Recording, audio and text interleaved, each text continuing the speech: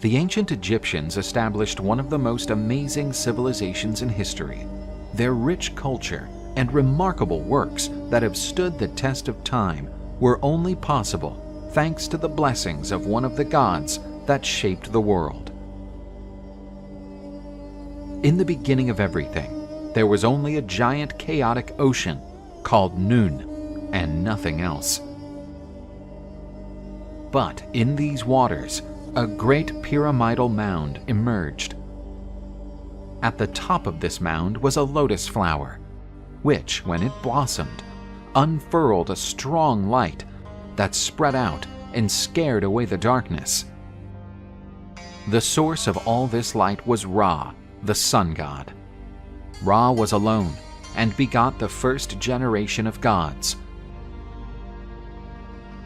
Shu, the god of air, and Tefnut, the goddess of rain, were born. The universe was still dominated by the immense mass of primordial waters. Shu and Tefnut plunged into the waters to explore their immensity. Ra was distressed to find that his children were not returning. Fearing he would never see them again, he sent Hathor to find them. Shu and Tefnut returned safe. Ra's joy was such that the tears from his eyes gave birth to human beings. After returning, the descendants of Ra begot Geb, god of the earth, and Nut, goddess of the sky. This is how heaven and earth were created. The great god Ra ruled the universe sovereignly, with the title of the first pharaoh. The god offered Egypt several sacred animals, such as the ox and the lion, but his greatest gift was the creation of the river Nile. Around its banks, man would build a civilization to please the gods. In his human form, Ra was worshipped by the Egyptians as god and pharaoh. But as he grew older and his glory faded, men began to worship the serpent Apophis, which angered Ra. Ra ordered the lioness god Sekhmet to organize a great slaughter to punish the men. Many of those who survived Sekhmet's attack drowned in the flood of blood that followed. Ra's earthly reign seemed to be nearing its end, and he retired to his solar boat. In it, the god traversed the skies during the day. But during the night, he would enter the underworld, the realm of the dead. In the underworld, he faced the serpent Apophis. Each sunrise meant a new victory for the god over darkness. The gods Nut and Geb gave birth to a powerful offspring: Isis, Nephthys, Seth, and Osiris. They would take over the government of the world, while Ra reigned in the heavens. Osiris went on to reign over the world, occupying the throne that was formerly Ra's, leading humanity to civilization. But the throne of the new god was not secure, for his brother Seth wanted to take all the power for himself. This was the beginning of the saga of the gods of Egypt.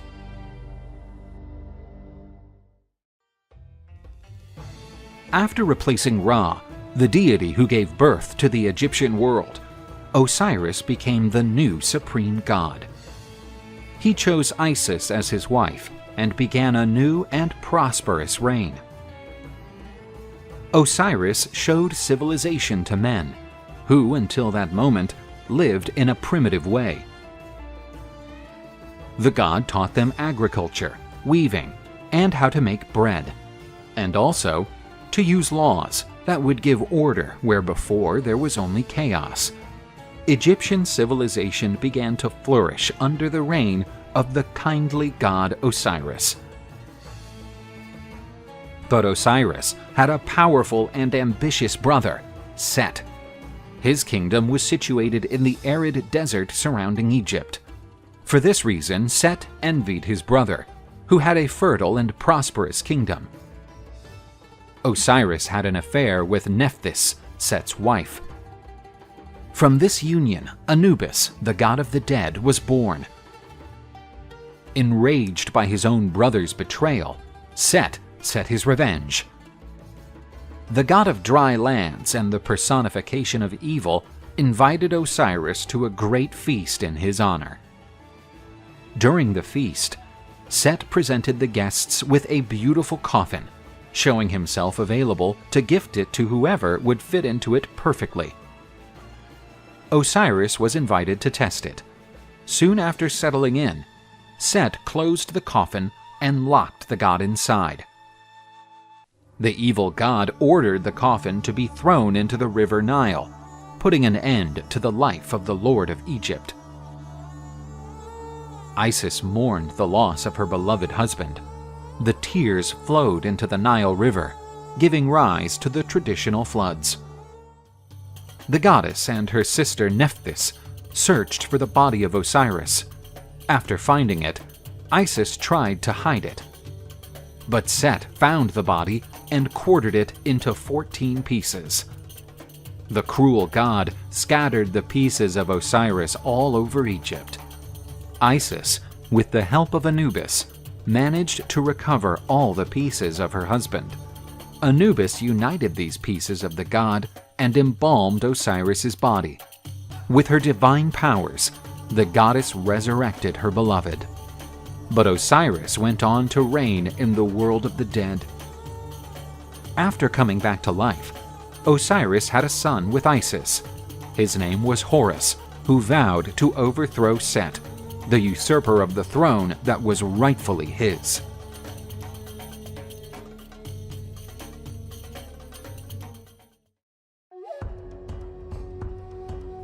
Set, the god of destruction, had murdered Osiris, the reigning god of Egyptian mythology.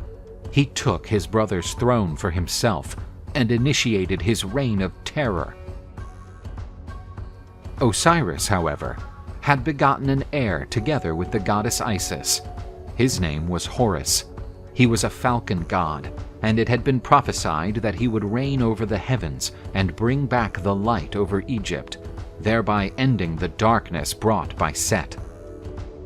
As an adult, Horus decided to reclaim his throne, usurped by his uncle. This strife would bring even more chaos to Egypt, and so it would be tried by the gods. It was decided in the divine court, presided over by the solar god Ra, that the one who was worthy to sit on the throne would have to conquer several disputes, and so the duels between Set and Horus began. Set had the affection of Ra, since the usurper was protecting the solar god from the serpent Apophis while he was traipsing through the sky. The desert god proposed a challenge to Horus.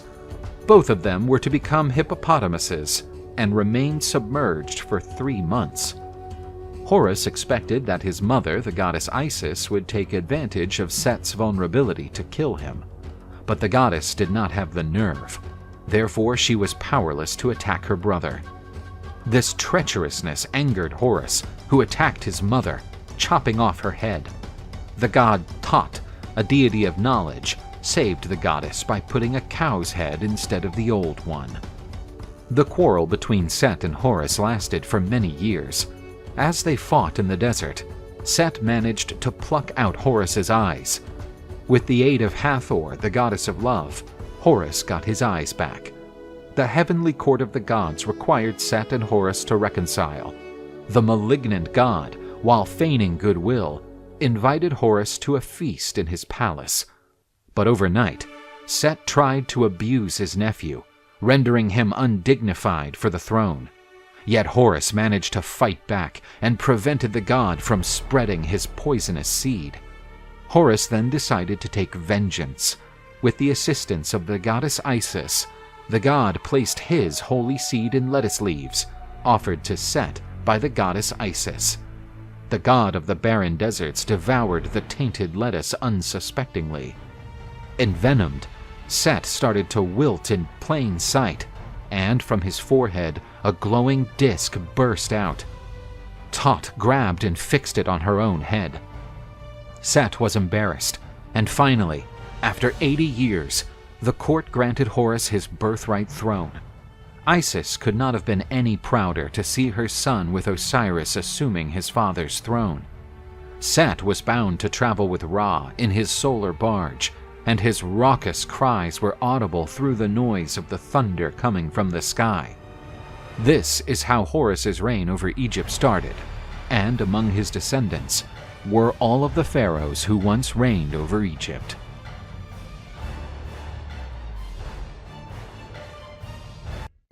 Mesopotamia is considered the cradle of the first great civilizations.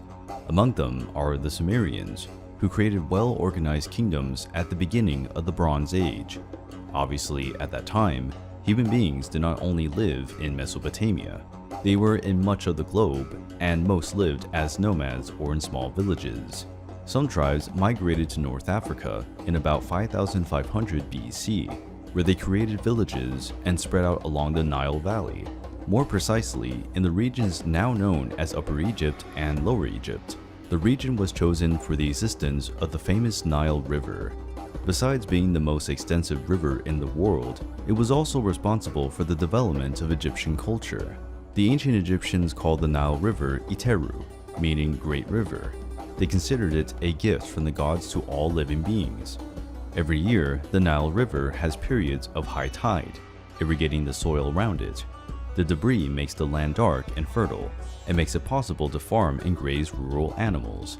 One of the names that the Egyptians used to refer to their land was Kemet, a term that can be translated as Black Earth, underlining the importance of fertility in the soil. The most prominent region is the delta of the Nile, where the river is divided into several branches, flowing into the Mediterranean Sea, where the largest number of settlements are. As with the Mesopotamian peoples, the dominance of agriculture was the main stimulus to boost trade and cultural development of the early Egyptians.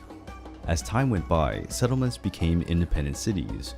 Soon, the first rulers began to emerge, who declared themselves sovereign kings of their territories. In 3100 BC, a king of Upper Egypt began a military campaign against the other cities. The identity of this king is discussed among historians. Archaeological records indicate the existence of a semi-legendary king who, according to the beliefs at the time, would be a descendant of Horus. This mysterious king was probably known by the name of Narmer or Menes.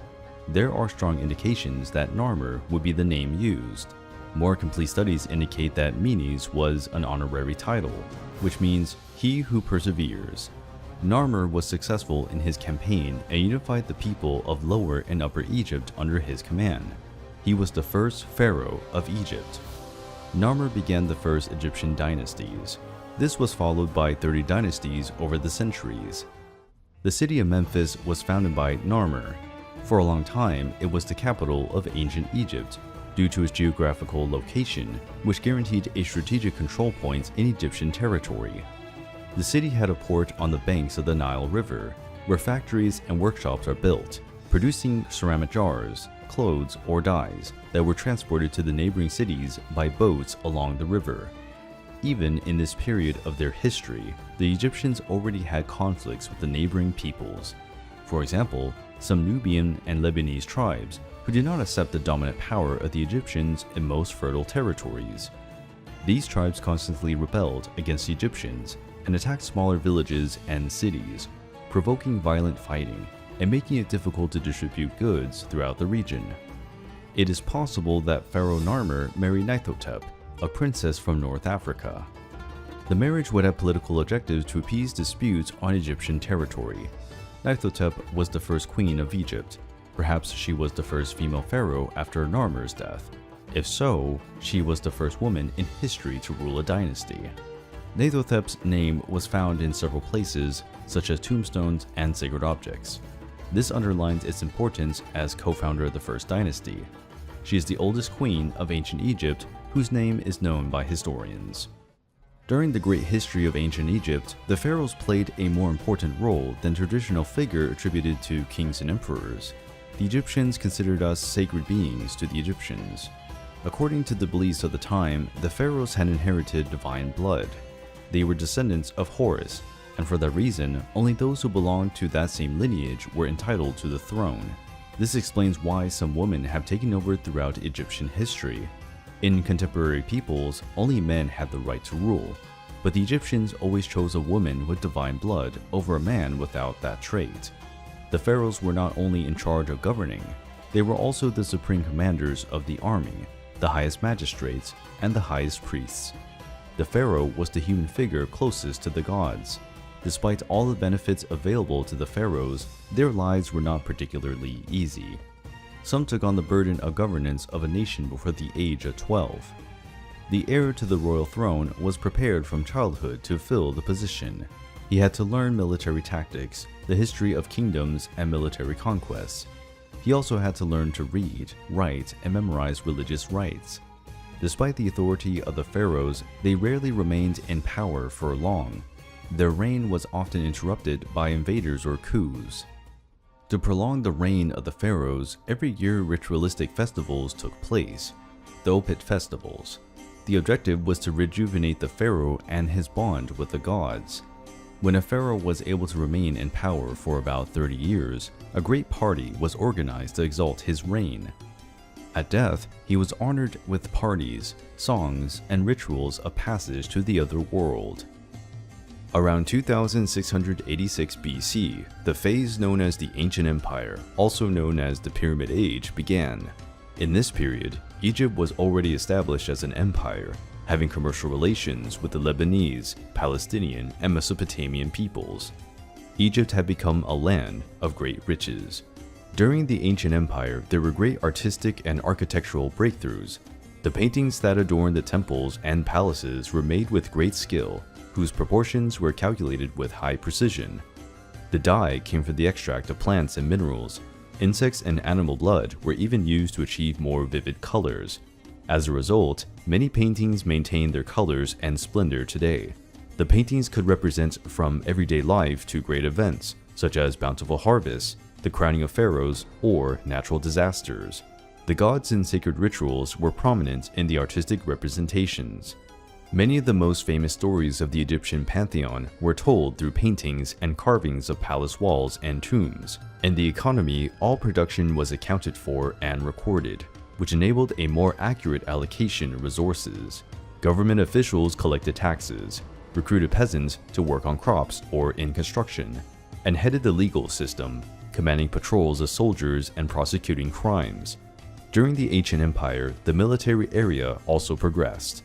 The soldiers already had breastplates made of wool or leather, shields made of wood and covered with leather, and the iconic Khopesh sword, also of this period. Around 2200 BC, there was a great period of drought in Egypt, which lasted 140 years. It caused hunger in the population and a decline in economic and social power. Instability ravaged Egypt, and the pharaoh's government lost control of his territories. Some provinces further away from the capital revolted and declared independence. The leaders of the rebel provinces stopped paying taxes to the central government and began to enrich their own coffers. In the end, a kind of mafia leader was born, as they hired criminals and deserters as personal protectors. Two groups stood out. One commanded Lower Egypt, from the city of Heracleopolis, and the other commanded Upper Egypt, from the city of Thebes. Around 2055 BC, the forces of Thebes, commanded by Mentuhotep II, defeated the rulers of Heracleopolis, unifying Egypt again and beginning the period of the Middle Empire.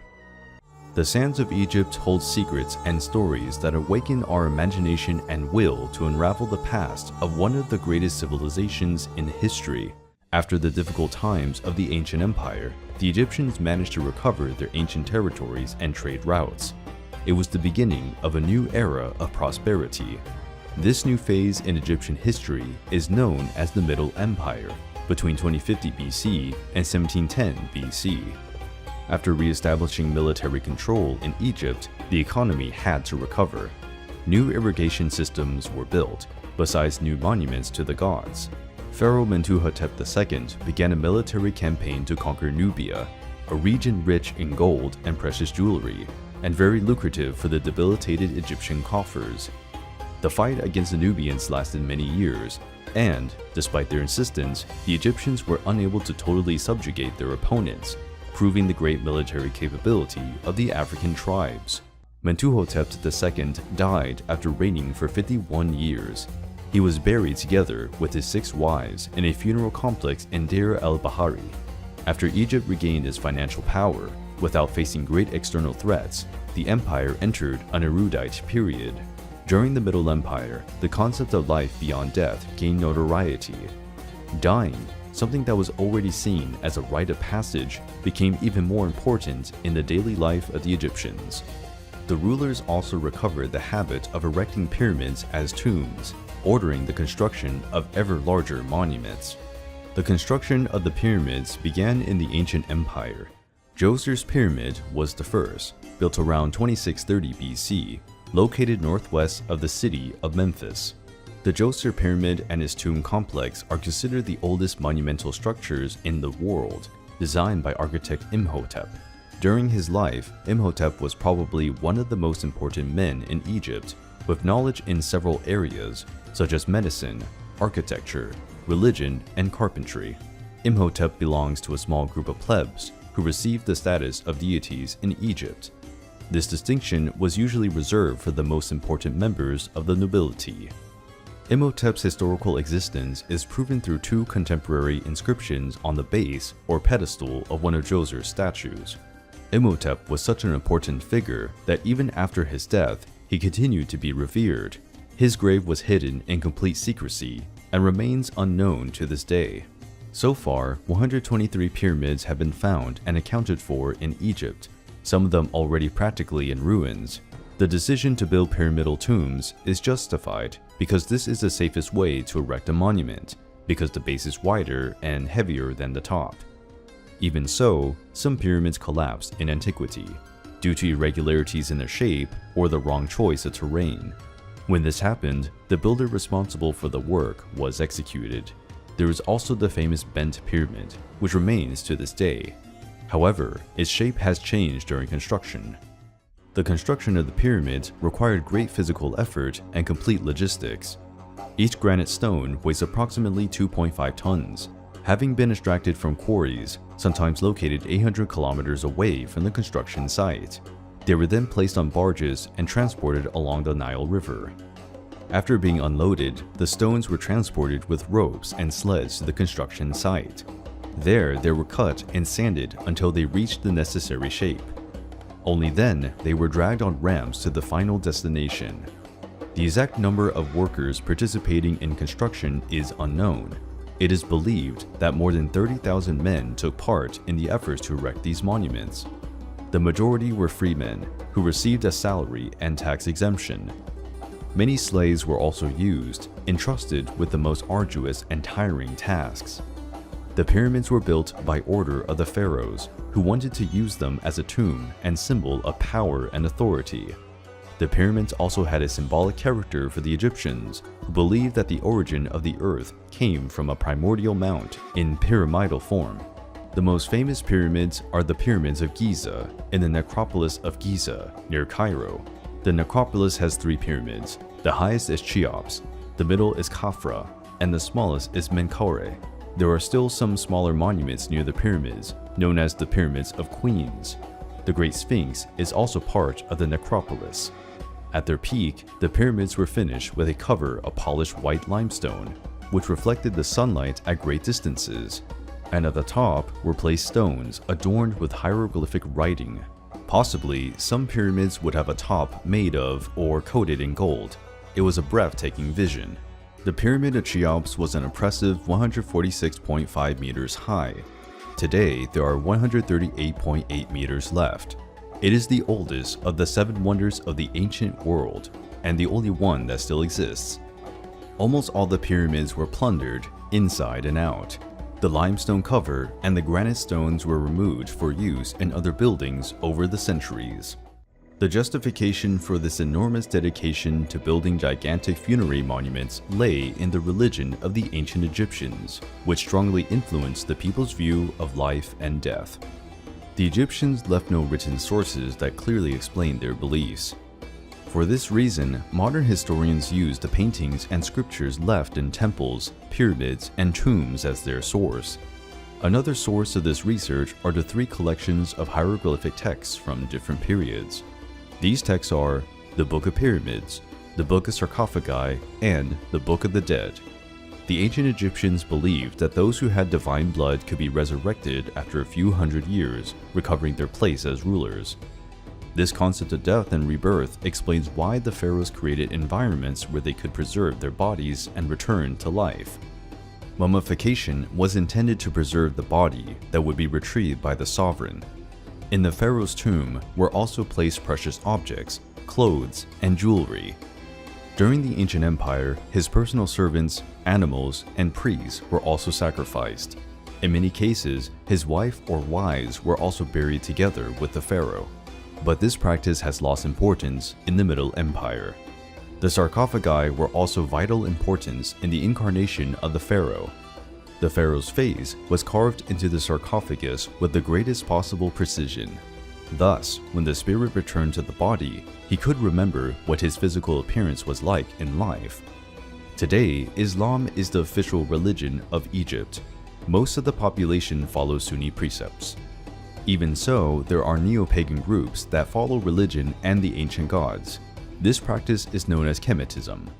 The last pharaoh who ruled Egypt in the Middle Empire was Amenemhat III. During his reign, he allowed for tribes of Semitic Asiatic peoples to settle in the delta of the Nile River. These tribes sought refuge from the growing threats of the Assyrian Empire. These people were known as the Hyksos, a term that can be translated to shepherd kings. In 1650 BC, uncontrolled floods in the Nile destroyed part of the Egyptian plantations, affecting the economy and weakening the empire again. The Hyksos took advantage of the instability and controlled some cities built in the Nile Delta. The Hyksos established their dynasty and elected a pharaoh, following the Egyptian model of government. The Egyptian rulers retreated to Thebes, where they were trapped between the Hyksos kingdom in the north and the Kushite kingdom in the south. This phase of Egyptian history became known as the Second Intermediate Period. Despite being invaders, the Hyksos also added their influence to the Egyptian culture, bringing good quality horses, more advanced war chariots, and new weaving techniques. For 30 years, the Egyptians fought against the Hyksos. Then, the military pharaoh Amasis won several military victories and expelled the Hyksos from Egypt. This regaining of power by the Egyptians started the new kingdom. Egypt, the land of pyramids and the pharaohs, full of lavish stories and impressive deeds, which survived in time thanks to the paintings and monuments built by the ancient Egyptians. During the New Kingdom, it became clear that the Egyptian pharaohs and their military forces were not up to foreign threats. As a solution, the Egyptians started to hire troops of mercenaries from Nubia and Libya. As a reward for their services, the mercenaries received land, where they put their families to live and work for the pharaoh. Prisoners were also used in the army, usually on the front lines. Better combat tactics were also developed. Autonomous troops of up to some 6,000 men were commanded by well-trained officers. Soldiers from humble families received a salary for their enlistment, but they practically had no chance to advance in their military career, as this right was reserved for the children of nobler families. Also, during the New Kingdom, the Egyptians began to develop their maritime fleet. The Egyptians already had well-designed and maneuverable boats. However, they were not enough to carry many soldiers and equipment. This led to the creation of beautiful war galleys with a slender and threatening design. The pharaohs of the New Kingdom created a period of unprecedented prosperity by protecting borders and strengthening diplomatic ties with their neighbors. Military campaigns, led by Pharaoh Thutmose I, led to the conquest of new lands, guaranteeing the dominance of Palestine, Syria, and Lebanon. Thutmose I ordered new constructions in several cities and elaborated new works of art, among them a stela, where his achievements as a ruler were recorded. His successors maintained territorial control, fighting rebellions in the conquered lands. His grandson Thutmose III was considered one of the most important pharaohs of ancient Egypt. Thutmose III had a great military activity, with more than 17 campaigns, and maintained his grandfather's building momentum. During the reign of Thutmose III, there was a revolt in Canaan. The Canaanites were led by the king of the city of Kadesh and assembled troops to expel the Egyptians from their territories. This dispute originated the famous Battle of Megiddo, which has enormous archaeological importance. It was the first battle to be recorded and detailed in writing in history. The Egyptians described the details of the battle on the walls of the temple of Amun-Ra, which today is in the city of Luxor, the ancient Thebes. Thutmose III gathered his army and fought against the rebels in a plain. His victory caused the Canaanites to retreat into the city of Megiddo on top of a hill. The battle ended after Megiddo was besieged for 7 months, which led to the surrender of the city. Also in the Battle of Megiddo was used for the first time the compound bow, a more effective version than the bows used previously. The victory was very profitable for the Egyptians. According to the reports, they captured 894 war chariots, 2 of them covered in gold, and 2,000 horses. After this victory and subsequent conquest of the territories, Egypt reached its peak. Its territorial domination started at the Euphrates River in Syria and went to Napata in the Kushite territory. Thutmose III still attacked the kingdom of Mitanni that belonged to the Horites. He won again and annexed new lands to Egypt and a new contingent of captured soldiers. Thutmose III is believed to have visited the Greek city of Crete, probably the first pharaoh of Upper Egypt to travel by sea and visit a foreign nation.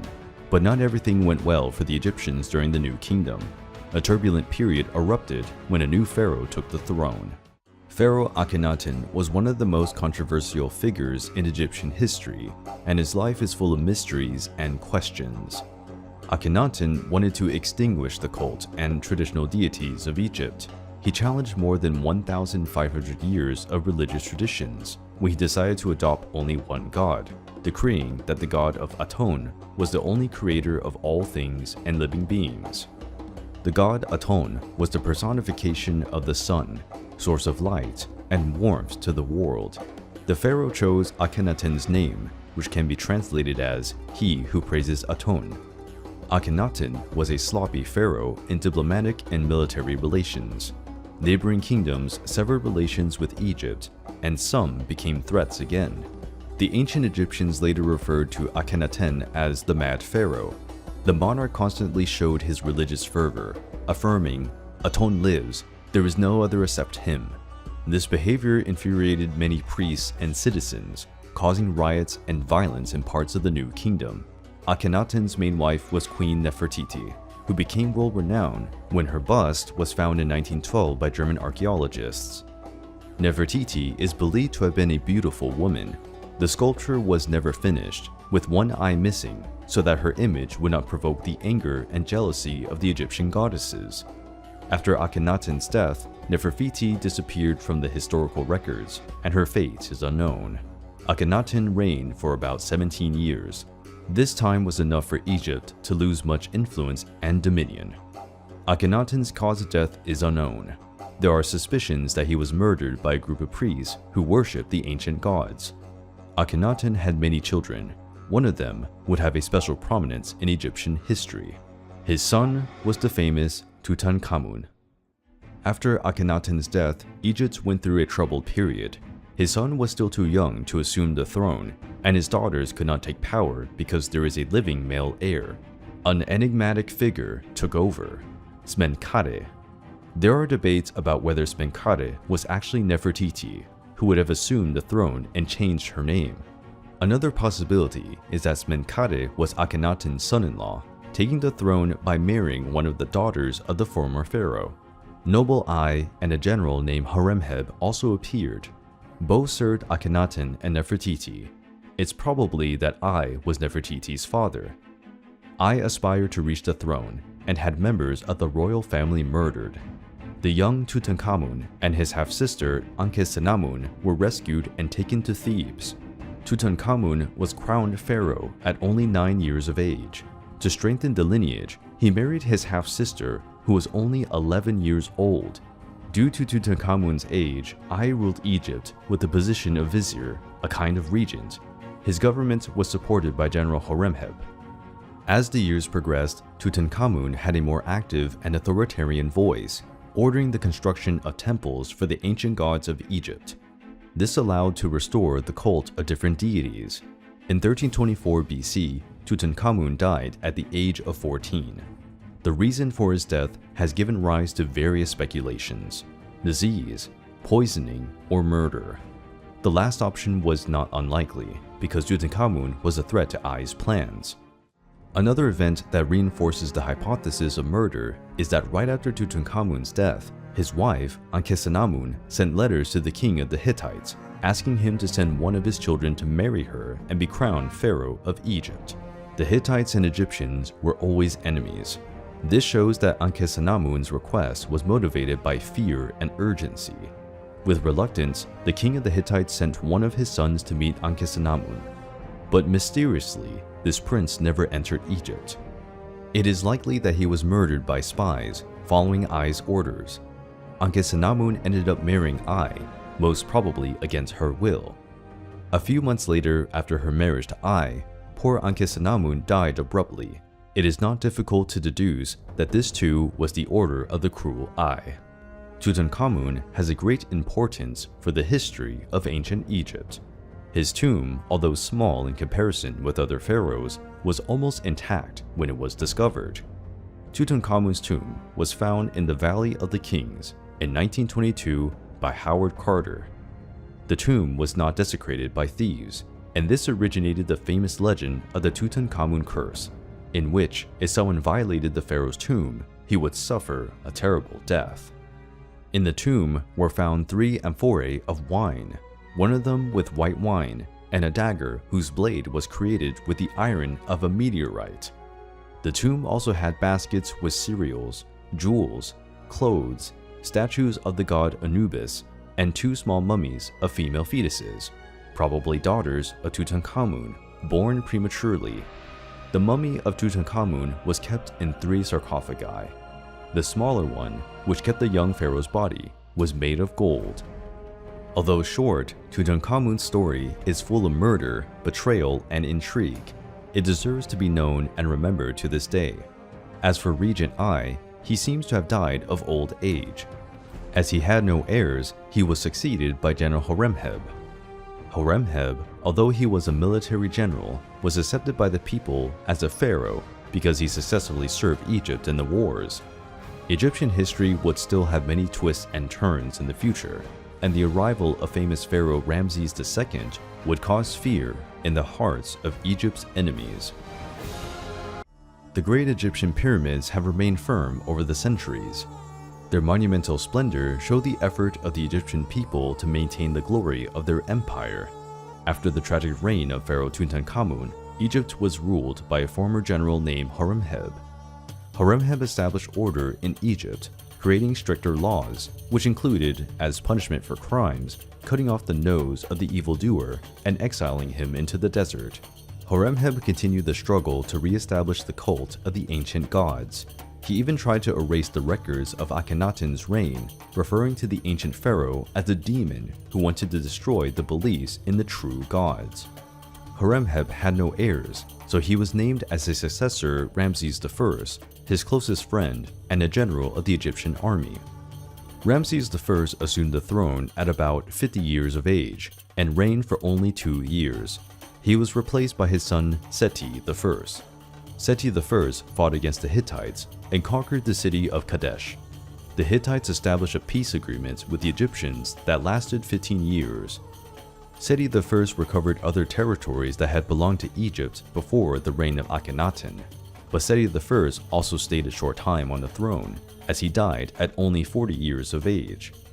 The mummy of Seti I is considered one of the most beautiful and most preserved until today. It is currently in the Egyptian Museum in Cairo.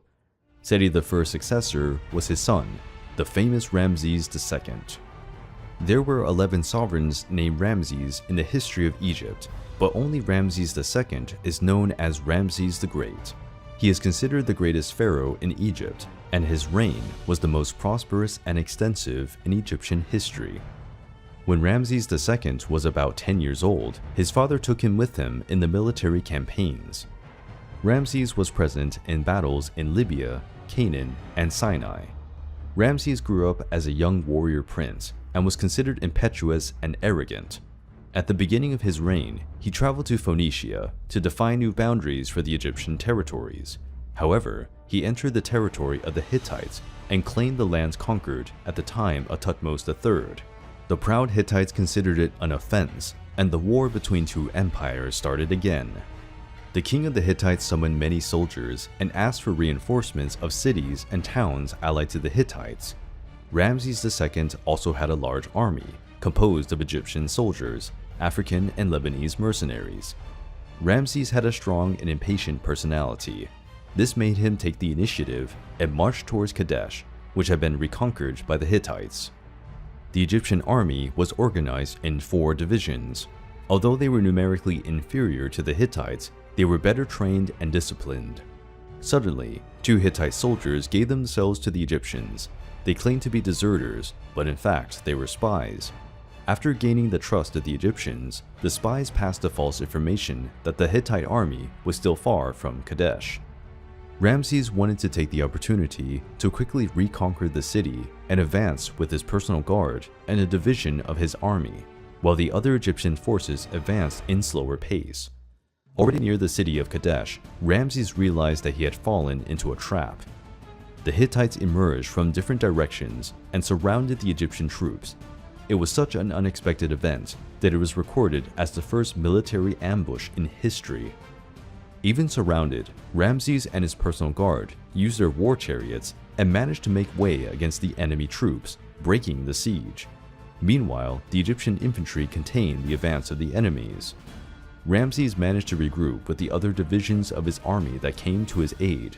Then he launched a counterattack that quickly dispersed the Hittites.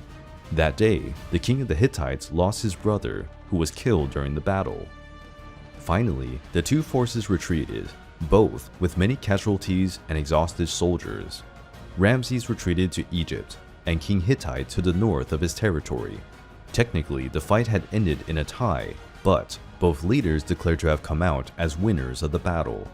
After a few more years of conflict and hostilities, Egypt finally signed a peace treaty with the Hittite Empire. It was a remarkable event, as it was the first peace treaty in history.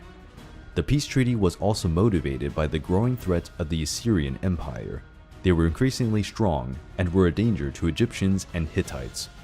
In the peace treaty, the Egyptian Empire and the Hittite Empire promised to support each other against external threats, something that delayed the advance of the Assyrians for some time.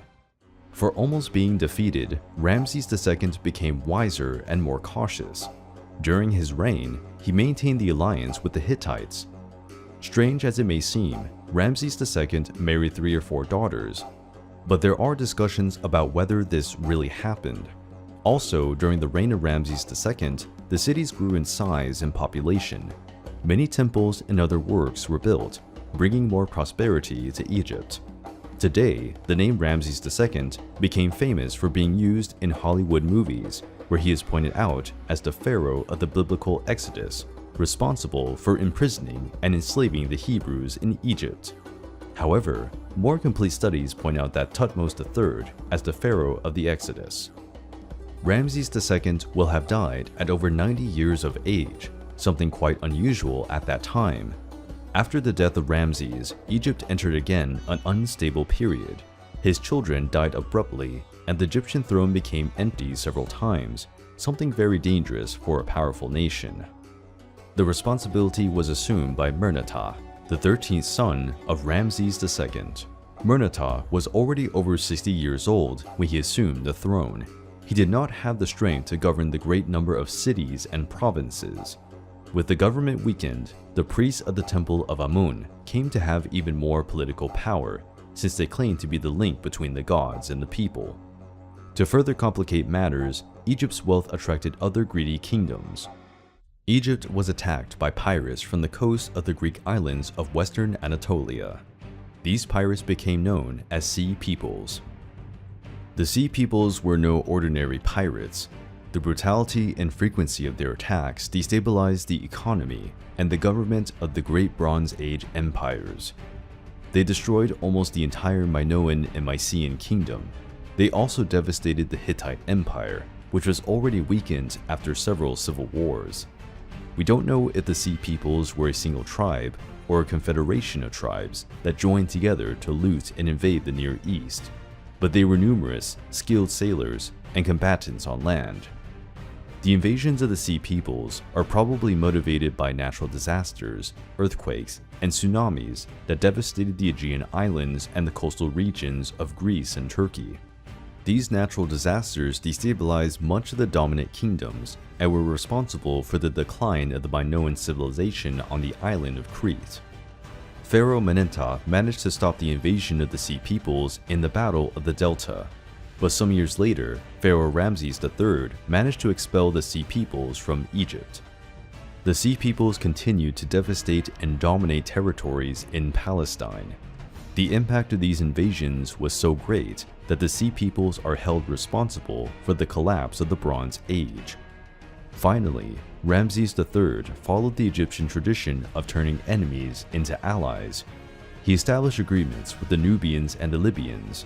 Egypt started to hire mercenaries from the Sea Peoples. Ramses III was the strong pharaoh, but his reign was turbulent.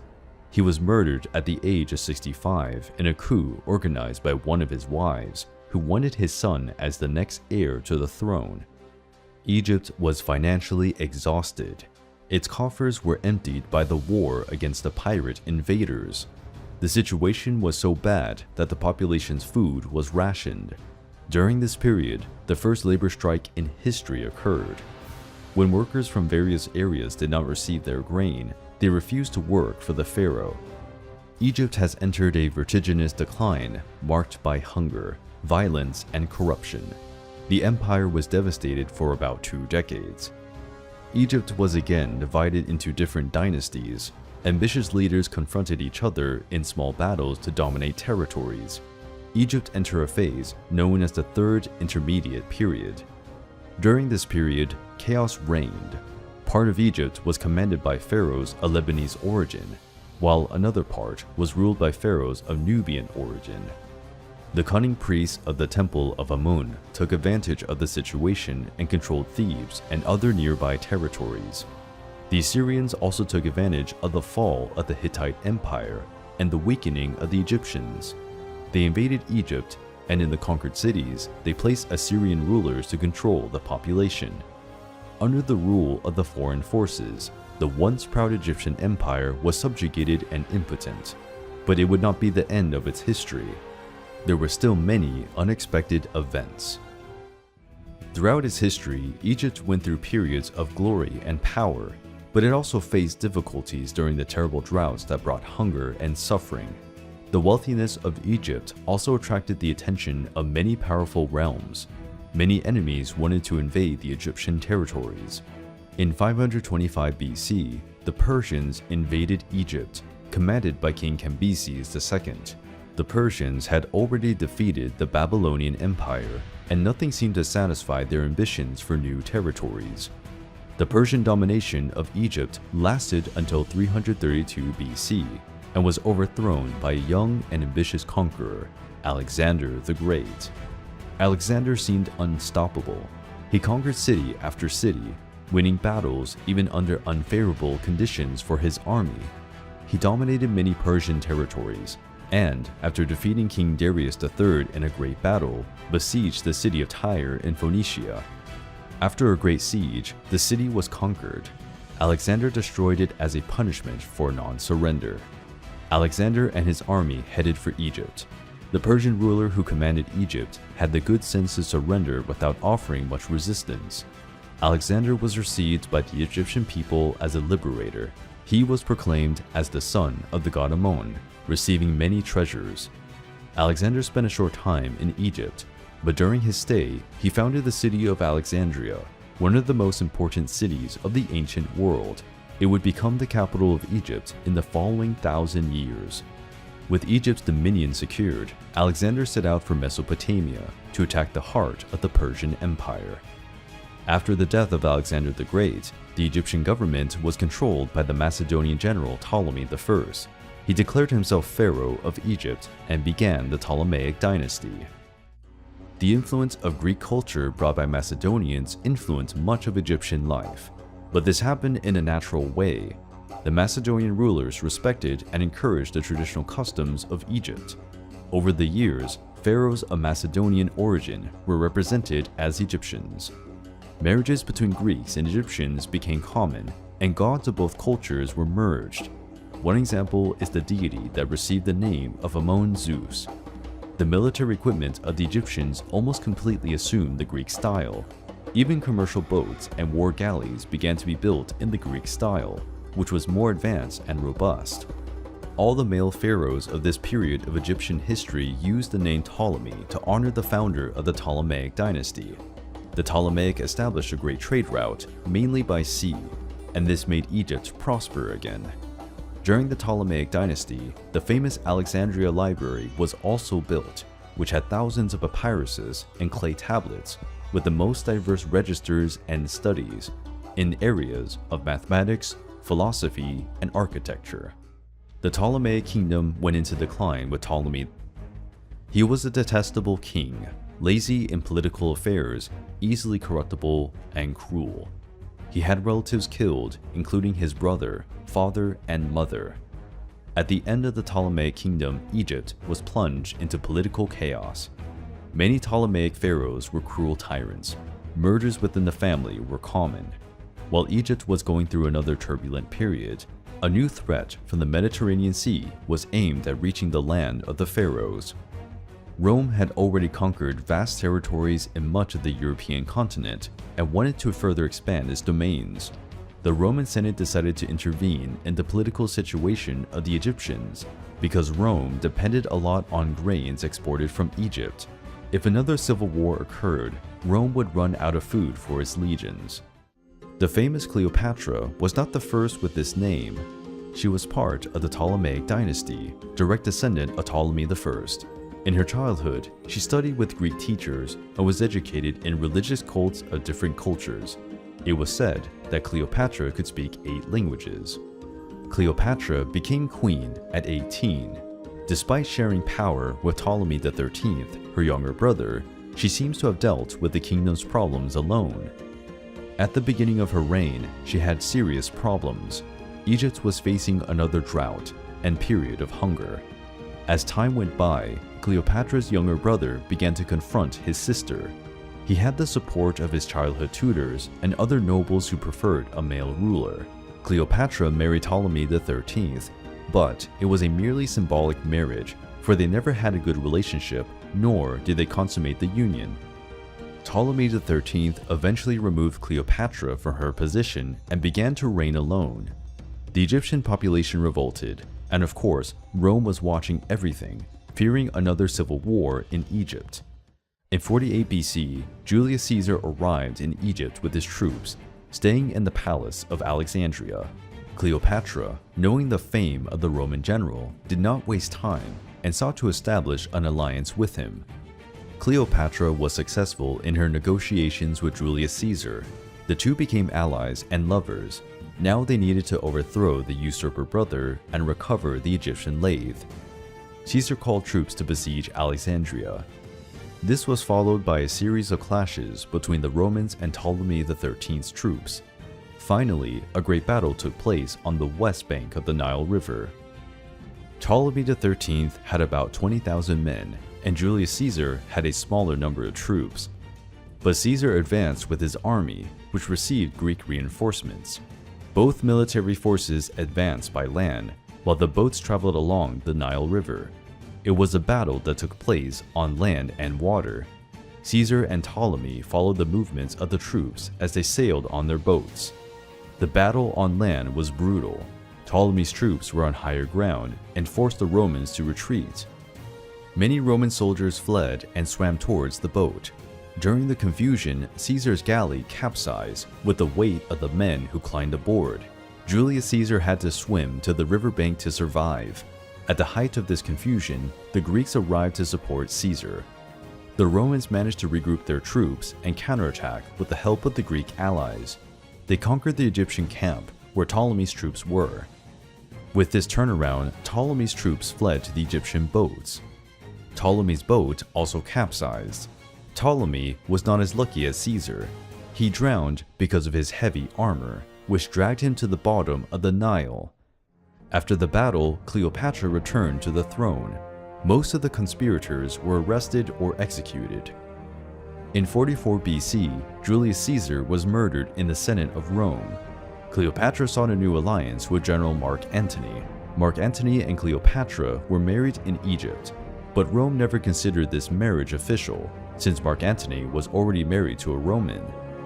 Mark Antony offered Cleopatra vast territories that belonged to Rome. In his will, he affirmed his desire to be buried in Alexandria. The Roman Senate rebelled and gave General Octavian permission to go to war against Mark Antony and Cleopatra. To face the situation, Cleopatra joined her army to that of Mark Antony. It was the largest maritime fleet ever seen in history. They left for Greece, where they were intercepted by the fleet of Roman ships. The maritime battle was disastrous for Mark Antony and Cleopatra. Their naval fleet was destroyed by the Romans. Luckily, both managed to escape alive. A year later, Octavian besieged Alexandria and defeated the city's defenses without much difficulty, destroying the plans and ambitions of Mark Antony and Cleopatra. Cleopatra was an enormously powerful woman. She managed to keep Egypt united and, throughout her life, protected the territory from being swallowed by Rome. Cleopatra's life and personality were so remarkable that they continue to be an inspiration to this day. In our channel, we have a mini-series that tells in detail the incredible story of this great woman. Take a look at the videos. After millennia of existence, memorable battles, and political intrigues, Pharaonic Egypt lost its independence and became a province under Roman rule. The legacy of the ancient Egyptians is extremely valuable to human history. And of course, Egypt will continue to be remembered as the cradle of one of the greatest civilizations ever.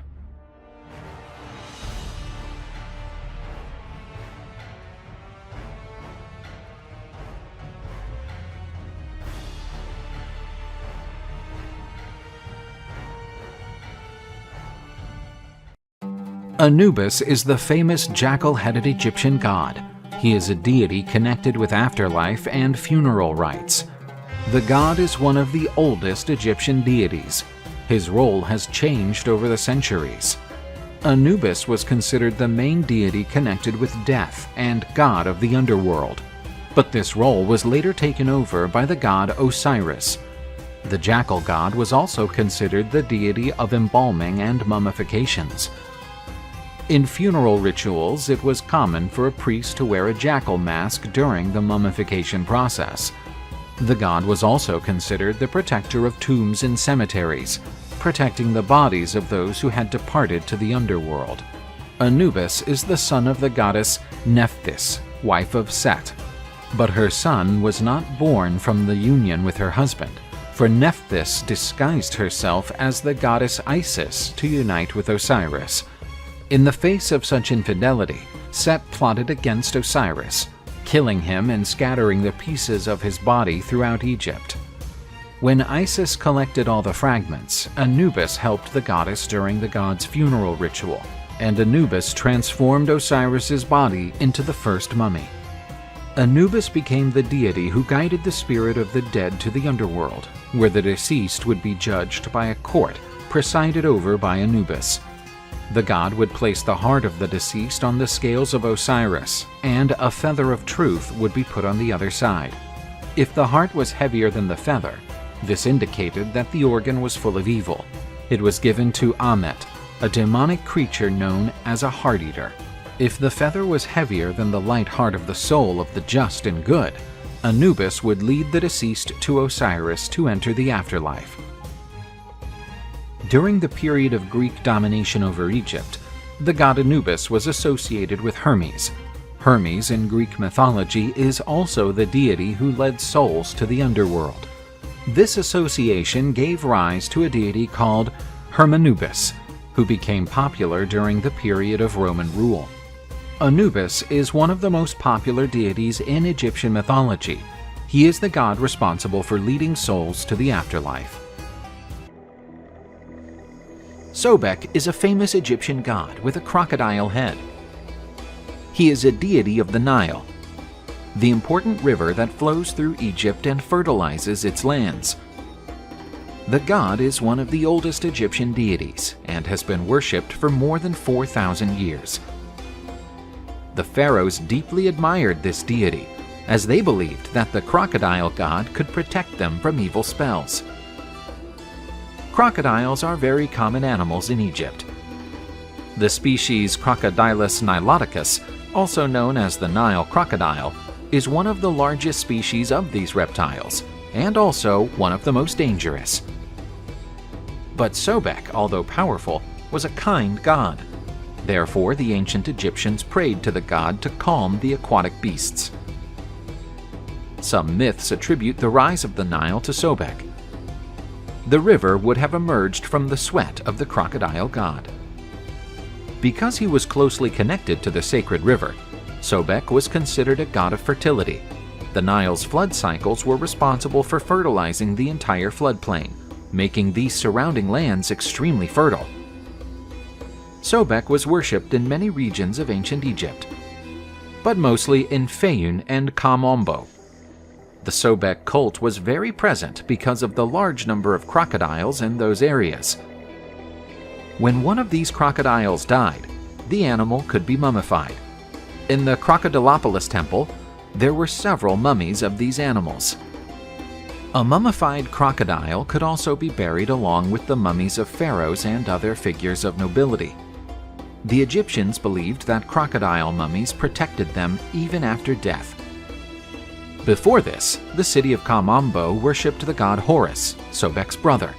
But after a fight, the crocodile god expelled Horus and started to rule the place by himself. But with Horus gone, the region was plagued by many evils. Sobek reconciled with Horus, and both started to take care of the region and share the worship of men in the Kamombo temple. Today, we can visit the temple and its museum, where there are dozens of mummified crocodiles. In some places in Egypt, there were large pools where crocodiles were bred and tamed. These animals were revered as the embodiment of Sobek. Some of these were almost docile, making it possible for the Egyptians to adorn them with jewelry and ornaments. In this way, they felt closer to Sobek, the crocodile god.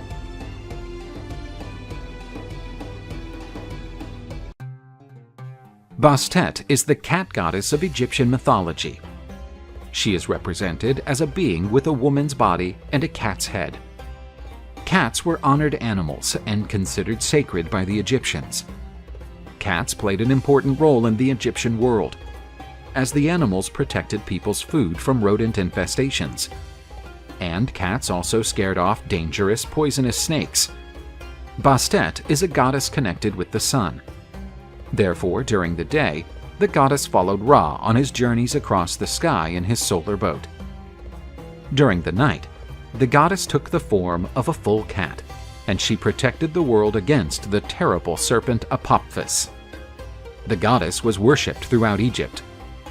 To harm any cat was a terrible sacrilege. The perpetrator of such violence could be sentenced to death. Cats were considered family members. According to some accounts, when a house was burned down, cats would enter the blazing dwelling to help the residents escape. Sometimes these cats seemed to die in the flames, but thanks to the goddess Bastet, they would come back to life, reinforcing the popular saying of the cat's 9 lives. Being sacred animals, cats were mummified. In Egypt, there are cemeteries dedicated to these mummies. According to some versions, the goddess Bastet is linked to Sekhmet, the lioness goddess. The latter was violent and bloodthirsty, but was pacified, becoming a meek, milk-drinking cat goddess. In other versions, Bastet and Sekhmet are sisters and daughters of Ra. Even with the end of the Egyptian god cult, cats continue to look down on men, hoping to have their divinity recognized once again.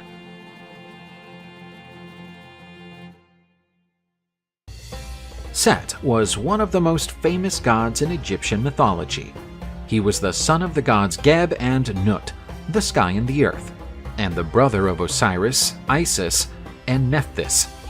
Like most Egyptian gods, Set was represented as a man with an animal head, but to this day it is debated which animal this was. Some say he was a hybrid beast, a mixture of pig and donkey, or an aardvark, an animal similar to an anteater, but there is no consensus. The god personified violence and destruction and was also considered a trickster. Set was the lord of the deserts and infertile lands, while his brother Osiris was worshipped as the god of fertility. The god Set was married to Nephthys, and, according to some traditions, because Set was the god of infertility, he would have had no descendants. Set was very jealous of his brother and devised a plan to take his throne away from him. The god of destruction murdered his brother and stole his throne. But Osiris had had a descendant named Horus, the falcon god. The latter sought to avenge his father's death and take the throne from the usurper. The clash between Horus and Set is one of the most famous stories in Egyptian mythology. For a long time, the gods fought among themselves, but Horus emerged victorious. The gods recognized the vast power of Set, which was not to be wasted. Therefore, Set was to sail together with Ra, the sun god, and protect him from the terrible serpent Apophis. When Apophis appeared to attack Ra's boat, Set was poised to defend the world from the eternal night. According to some scholars, Set was considered one of the main gods of Upper Egypt at the early formation of the Egyptian civilization, as opposed to Horus, worshipped in Lower Egypt. But after the unification of Egypt, Set, associated with the northern Semitic invaders, lost much of his prestige. The victory of Horus's followers over the Hyksos who worshipped Set symbolized the victory of the forces that represent order against the agents of chaos and destruction. Set was considered responsible for the destruction of crops, hunger and thirst, scorching heat, and great droughts. The day that represented the birth of Set was seen as a day of bad luck, where new projects and ventures were to be avoided. Although defeated and rejected, the great power and influence of Set within the ancient Egyptian religion is undeniable. Isis is the most important goddess in Egyptian mythology. She personified the faithful wife and loving mother. The goddess was the daughter of Geb and Nut, being married to Osiris. Her cult spread beyond Egypt, coming to have a strong influence in the Greco-Roman world. Because she was recognized as a faithful wife, she was sometimes identified with the goddess Hera in Greece and Juno in Rome. The goddess mastered magic and was able to deceive the god Ra, extracting from the solar god the secrets about the laws that govern life and death.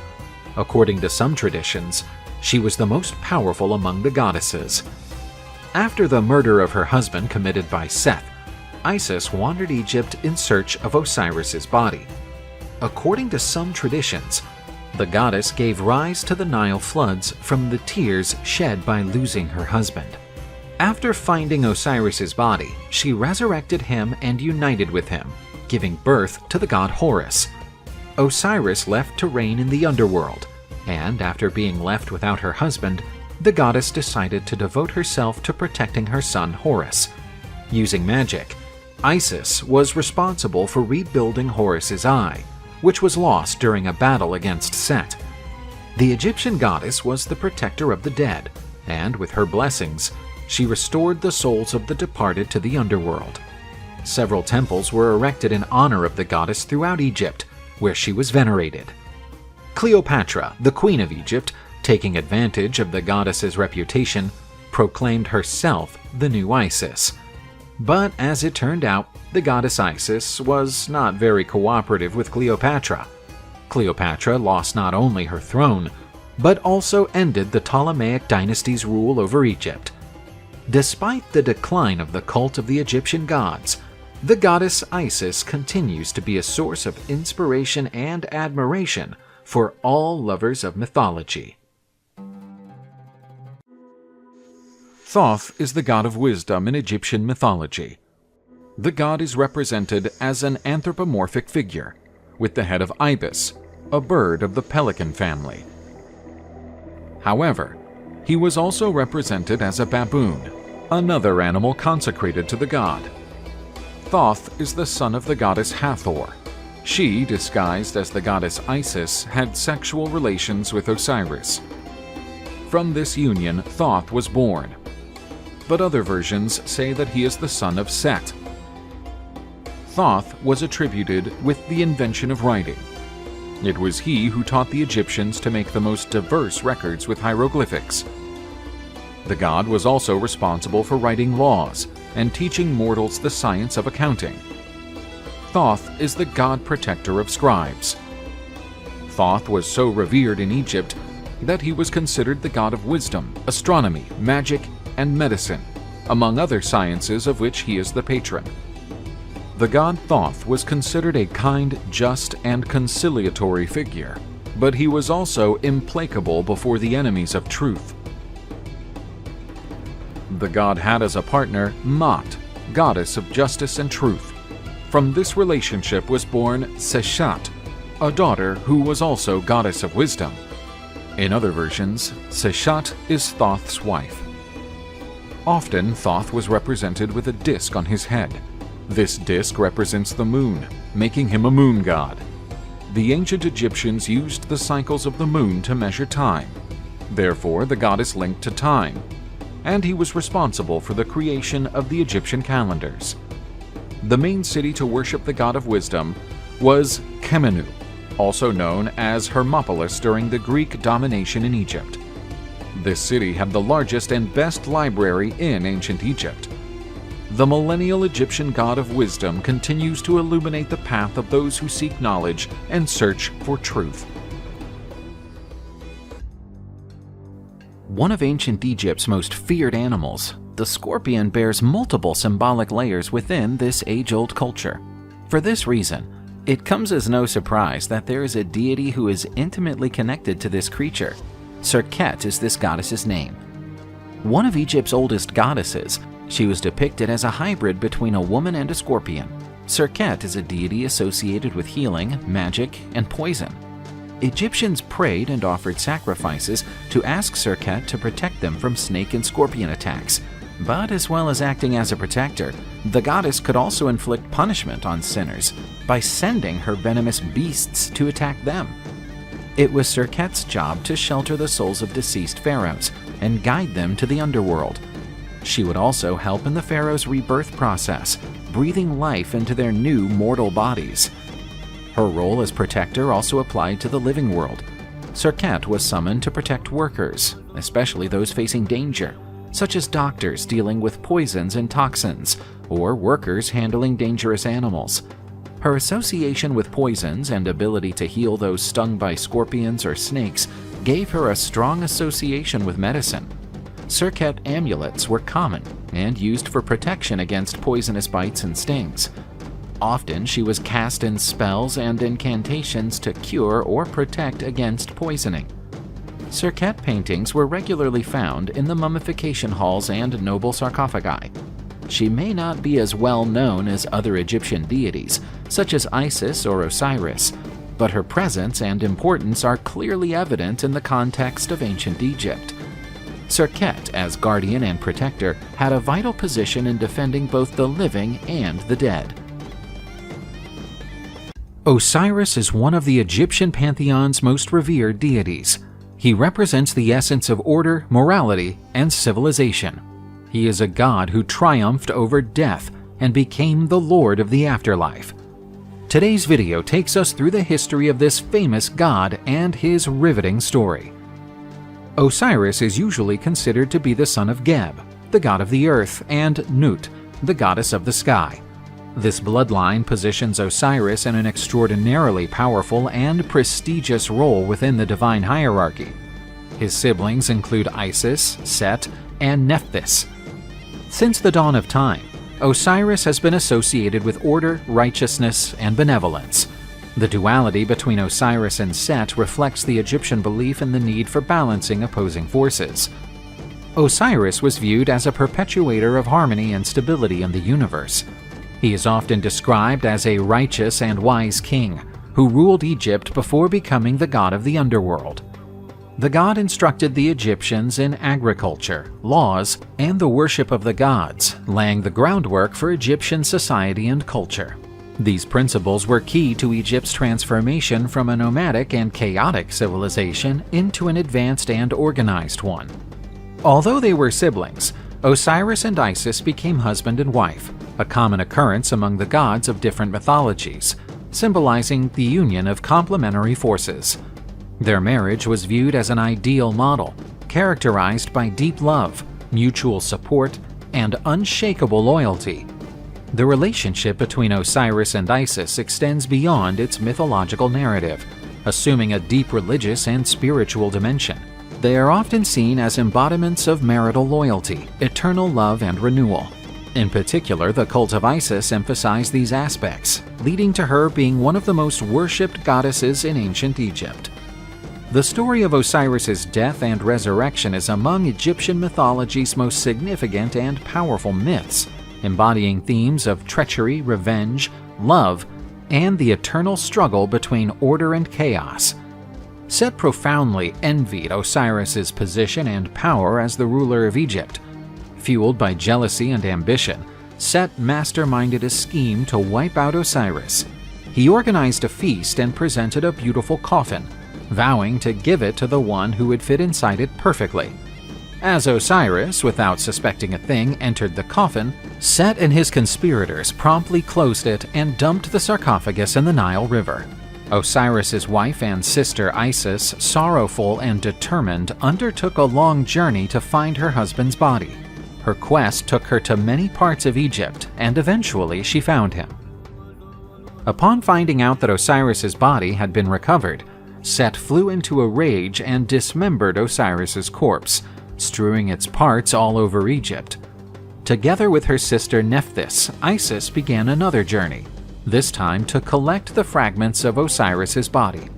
Together with Anubis, the god of mummification, they managed to assemble and embalm the body, creating the first mummy. Using magic and spells, Isis succeeded in reviving Osiris briefly. During this brief period, Osiris and Isis conceived their son Horus. After his conception, Osiris was sent back to the underworld, where he became king and supreme judge, playing a vital role in judging souls. Upon his resurrection, Osiris symbolized hope for the afterlife, promising eternal renewal and revival for those deemed worthy. Isis not only had a vital role in resurrecting Osiris, but also in protecting her son Horus, secretly raising him to shield him from Set's wrath. She is often depicted as the ideal mother and protector, a role model for Egyptian queens and mothers. As Duat's ruler, Osiris oversaw keeping order and harmony in the underworld. He was seen as a benevolent king who provided protection for righteous souls and ensured that they enjoyed the pleasures of the Aru, otherwise known as the reed field. Under his rule, the underworld mirrored the living world, with fields to cultivate and rivers to navigate. However, before reaching this gift, the individual's soul was tried in the Hall of Ma'at. Osiris chaired the trial, supported by 42 divine judges who represented the 42 nomos, or districts of Egypt.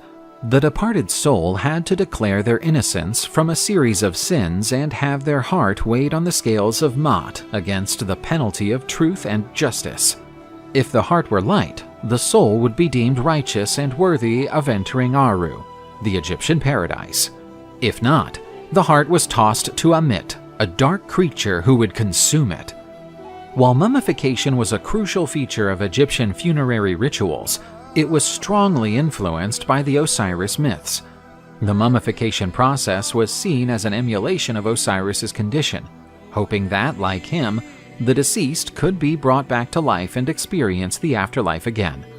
Egyptian funerary rituals and texts, like the Book of the Dead, are littered with Osiris references. They include formulas and incantations meant to help the dead overcome obstacles and reach the presence of Osiris. Osiris as the god of the afterlife profoundly shaped not only religious practices, but also the ancient Egyptians' culture and worldview. His role as judge and guardian of the dead fundamentally molded Egyptian notions of morality, justice, and eternity. Osiris is often portrayed in artistic representations as a mummy, representing his death and resurrection, bearing the symbols of royal power, the staff and the scourge, and often with green or black skin, symbolizing fertility and regeneration. Osiris's death and resurrection are inextricably tied to Egypt's agricultural cycle, especially the Nile's annual floods, bringing fertility and life to the land. This death and renewal cycle in nature bolstered the belief in Osiris's regenerative capacity. Osiris worship had its roots in Egypt's pre-dynastic era, becoming increasingly prominent in the ancient empire and retaining its importance until the Greco-Roman period. Osiris was worshipped throughout Egypt, with cult sites in places such as Abydos and Busiris, where grand temples were built in his honor. Osiris cult entailed a number of rituals and practices. The ceremonies included offerings, prayers, and songs to honor him, looking for his blessings and protection in the afterlife. The Khoik festival was among the most important religious celebrations dedicated to Osiris. Staged annually in Abydos, this feast praised Osiris's death and resurrection. Dramatic processions and rituals during the festival reenacted Isis's search for Osiris's body, her mourning, and the god's ultimate resurrection. These celebrations were not only acts of worship, but also an expression of the belief in eternal life and cyclical renewal. The relationship between Osiris and the ancient Egyptian monarchy was key to the Egyptian understanding of government and royalty. Osiris was viewed as the prototype of the ideal pharaoh. This association between the god and kingship led the pharaohs to strive for the qualities of Osiris, including wisdom, fairness, and the ability to maintain order and harmony. Association with Osiris was essential for the pharaoh's legitimacy. It was thought that, just as Osiris ruled Egypt on earth and then in the underworld, the pharaoh was his proxy on earth, ruling with divine authority. This was reinforced in coronation ceremonies and religious rituals, where the pharaoh was frequently depicted making offerings to Osiris or being blessed by him. Upon death, the pharaohs were identified directly with Osiris. This was such a strong belief that mummification rituals and funerary procedures were intended to transform the dead pharaoh into the god Osiris himself. The pharaoh's tomb was seen as his Osirion, a holy place where he was reborn as Osiris in the underworld.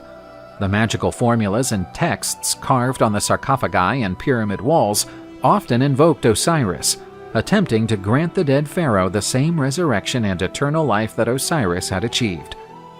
The Osiris myth also had an impact on the concept of dynastic continuity. Just as Osiris was followed by his son Horus, the pharaoh was often seen as an embodiment of Horus on earth, continuing the divine bloodline. This succession cycle from the deceased pharaoh Osiris to the reigning pharaoh Horus epitomized the continuity and stability of the Egyptian state.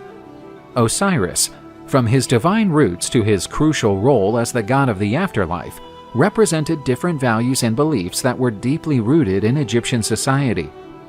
The god left his mark, molding ancient Egypt's spiritual, social, and political dimensions.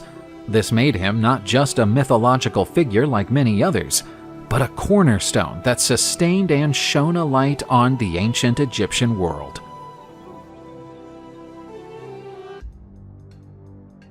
In the Egyptian pantheon, Hapi stands as one of the oldest deities. Whereas many Egyptian gods and goddesses have distinct human forms or are zoomorphic representations, Hapi was often portrayed differently. A man with hanging breasts and a sagging belly, often with green or blue skin. These attributes underline his association with fertility and abundance. He is also frequently seen holding offerings or symbols of prosperity and water plants. In all Egyptian religions, Hapi was adored, and his role was so significant that he was often worshipped above Ra, the sun god. He was also referred to as the father of the gods, and although he was represented as a male deity, he had an uncanny breastfeeding ability. The Nile's annual flood was seen as a critically important event in ancient Egypt. This brought with it fertile and mineral-rich sediments, renewing the agricultural land and ensuring abundant harvests. Hapi was revered as the personification of this benign flood. Egyptians held festivals in his honor, expressing gratitude for the waters and the fertility they brought. Such celebrations also served to appease Hapi and ensure that he continued to bless Egypt with good floods. Hapi also played a symbolic role in uniting Upper and Lower Egypt. He was often described as Hapi, unifier of the two kingdoms. This is seen in his depictions, showing him binding the papyrus and the lotus, symbols of Upper and Lower Egypt. The Nile was the wellspring of life for the ancient Egyptians, and Hapi, as the god of the Nile flood, became one of the most revered and crucial deities. By venerating Hapi, the Egyptians showed their gratitude, their longing for prosperity, and an inherent understanding of how vital the Nile waters were to support their magnificent civilization.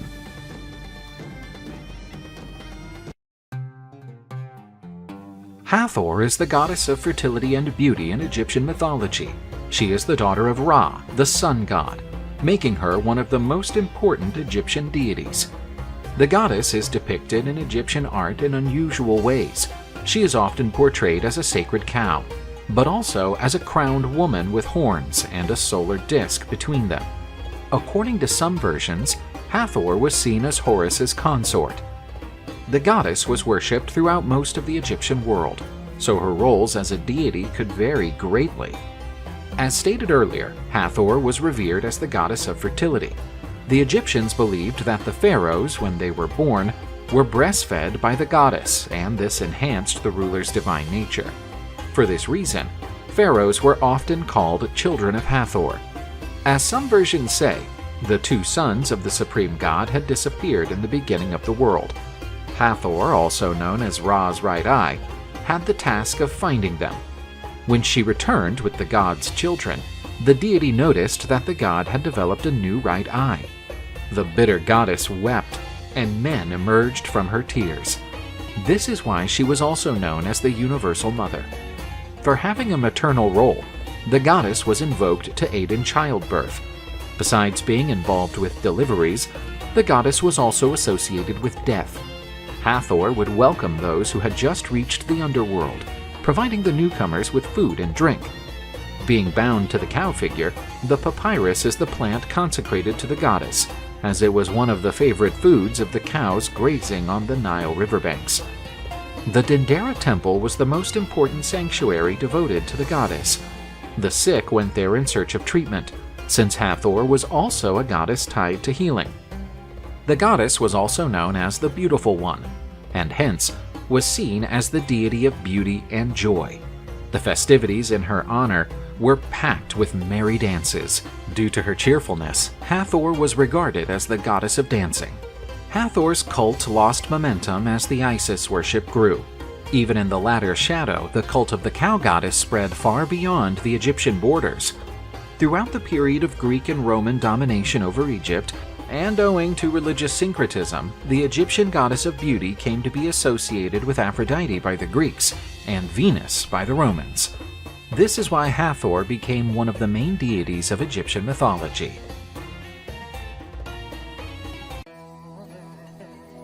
Imhotep was a remarkable ancient Egyptian personality who excelled as a visionary architect, renowned physician, and wise royal advisor. Born in Ankto near Memphis, Imhotep exhibited a razor-sharp mind and an unquenchable curiosity as early as his youth.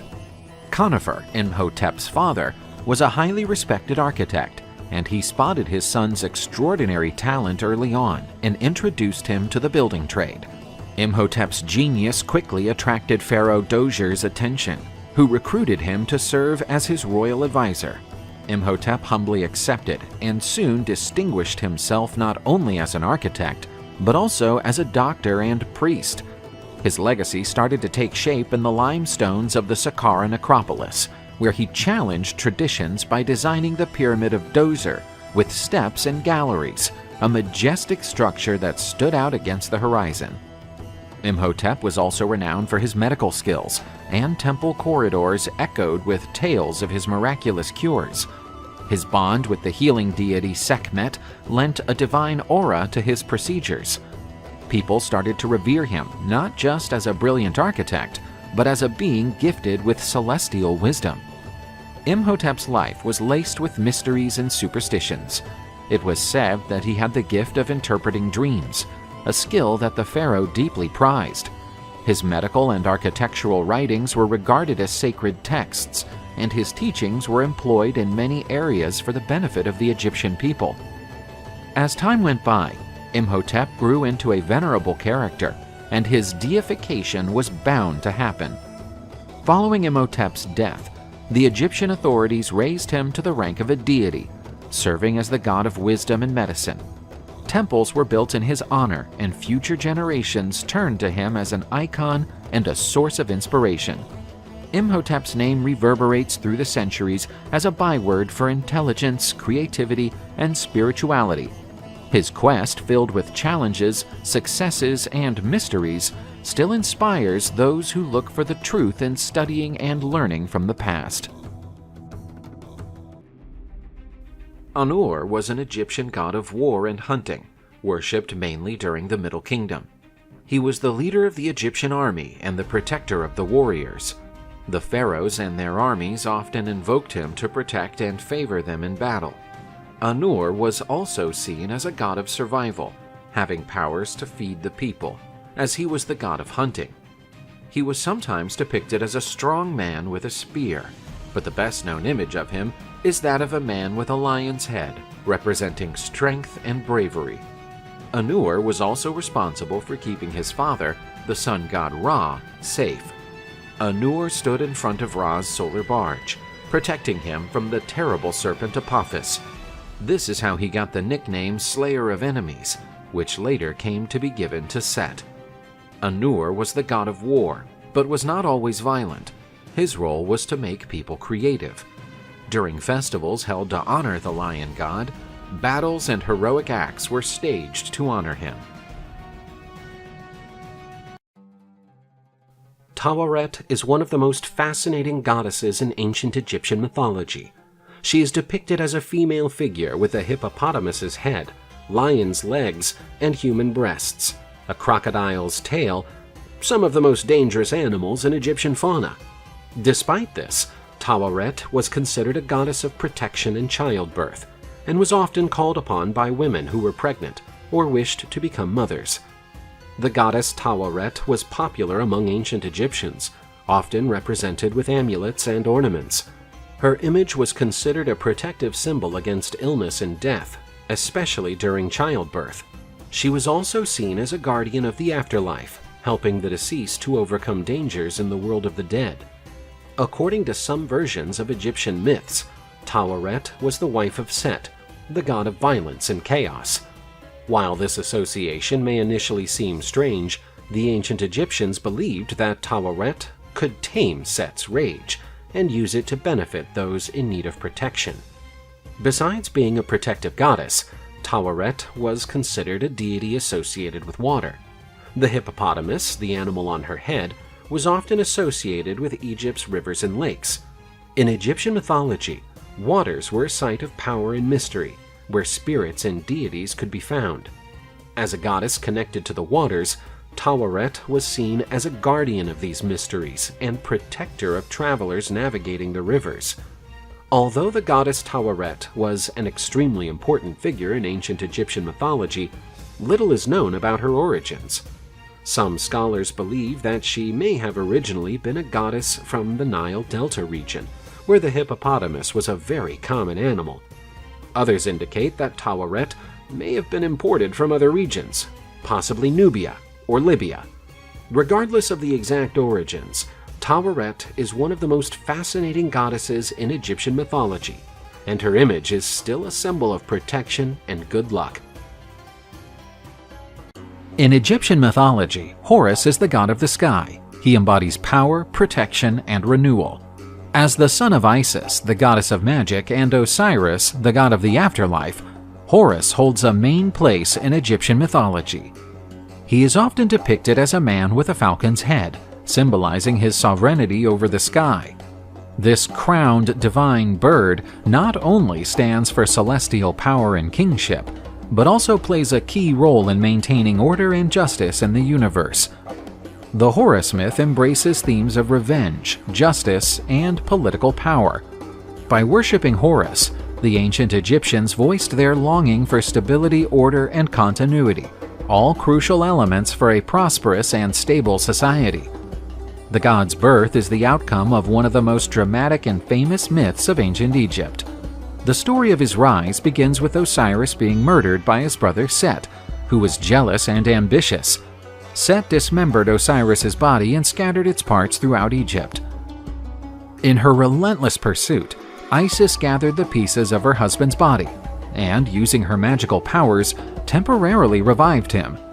During this brief period of renewed life, Isis conceived Horus. He was born not only as a god, but also as a symbol of hope and renewal for the Egyptian world. His very existence was seen as a triumph over death and chaos, as represented by Set, and a symbol that order and justice could be restored. Horus was conceived to fight Set, trying to avenge his father's death and restore order. This battle was more than a mere confrontation between two gods.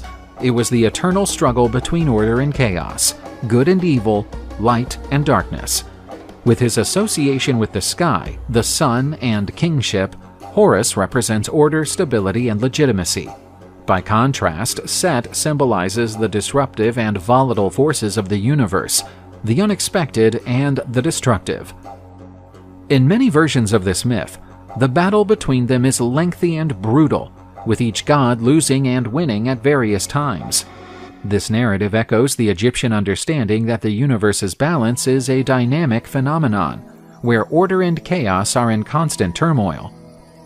One of the most iconic details of this struggle is when Horus loses one of his eyes, which is later recovered, representing the notion of renewal and healing following the conflict.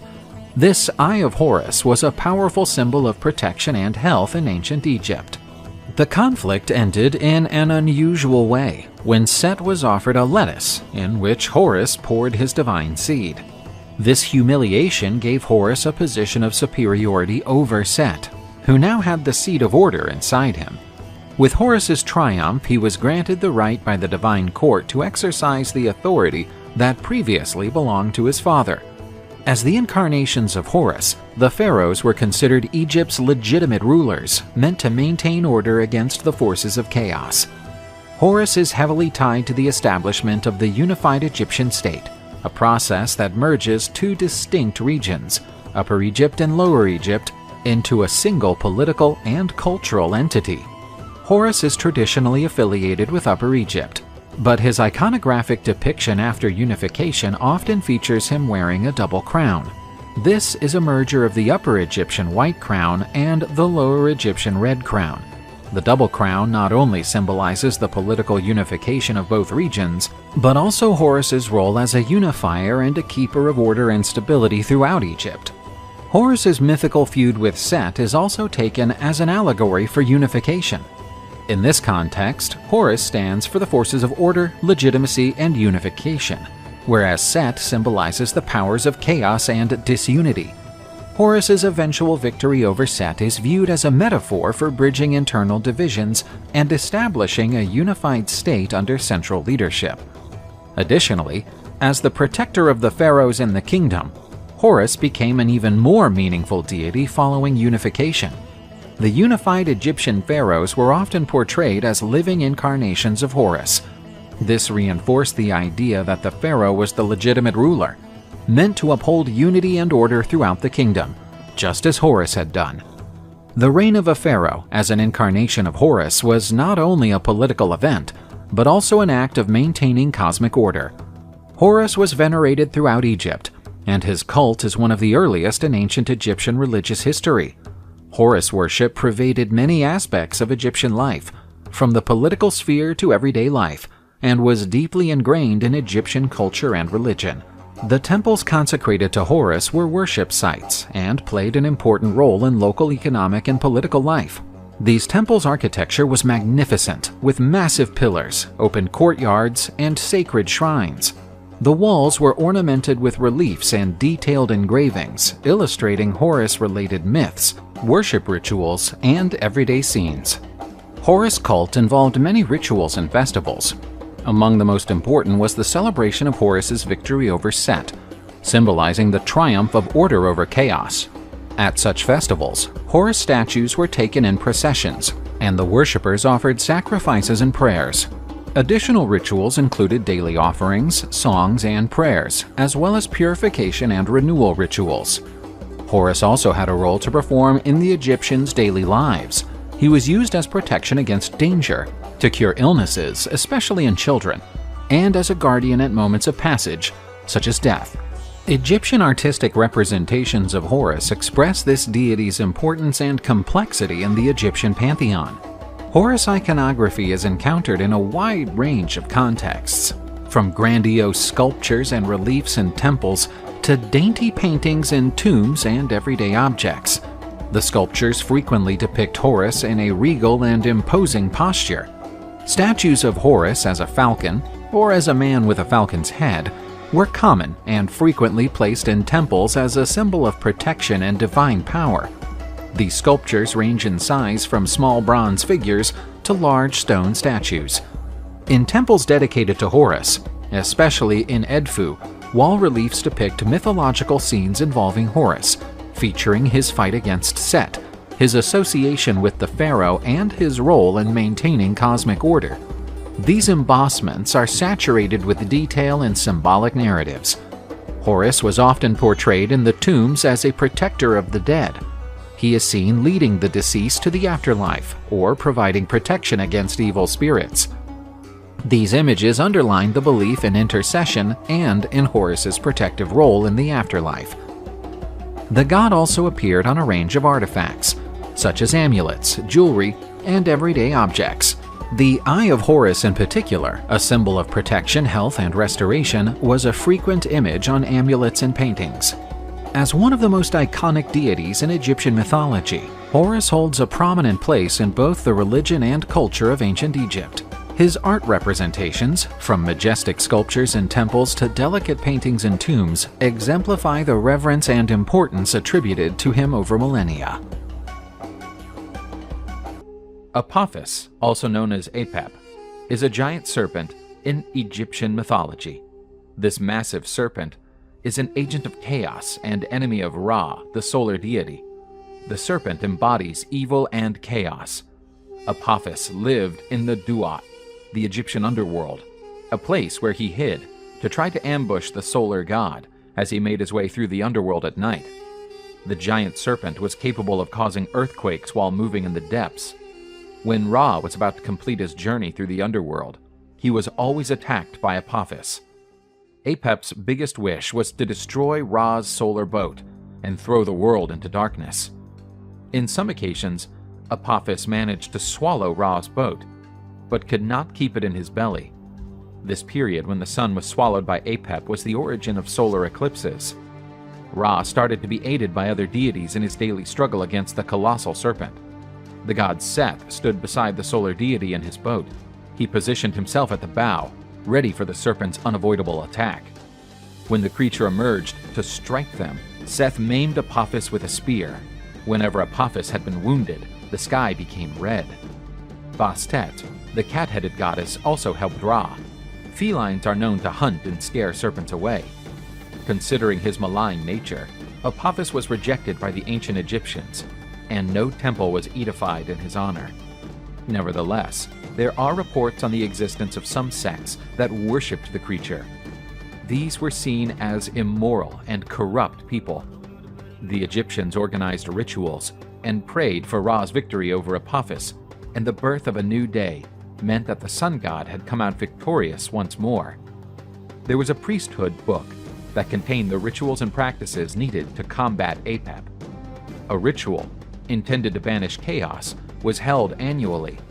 A depiction of Apophis was burned during it, while the faithful prayed for another triumphant year of Ra. Some reports state that Ra defeated Apophis and imprisoned the serpent, protecting the cosmic order. But others claim that the struggle between Ra and Apophis will last forever. Sekhmet is the goddess of vengeance in Egyptian mythology. She is represented as a woman with a lioness head. The name Sekhmet means the powerful one. According to some versions, she was the daughter of Ra, the sun god. Therefore, she is also identified as a sun goddess. Ra begot Sekhmet to punish men who refused to obey the god's designs. The lioness goddess descended from heaven to earth and began to enforce Ra's vengeance on men. The goddess was ruthless with those who were unfaithful to Ra.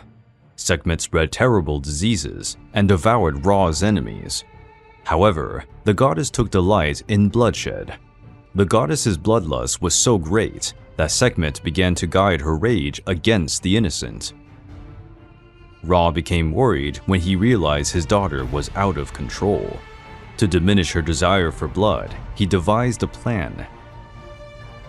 Ra offered wine to the lioness goddess. She, thinking it was blood because of the color, drank the wine with pleasure. The drink calmed the goddess, and the sun god took her back to heaven. Sekhmet was also considered a warrior goddess and defender of Egypt.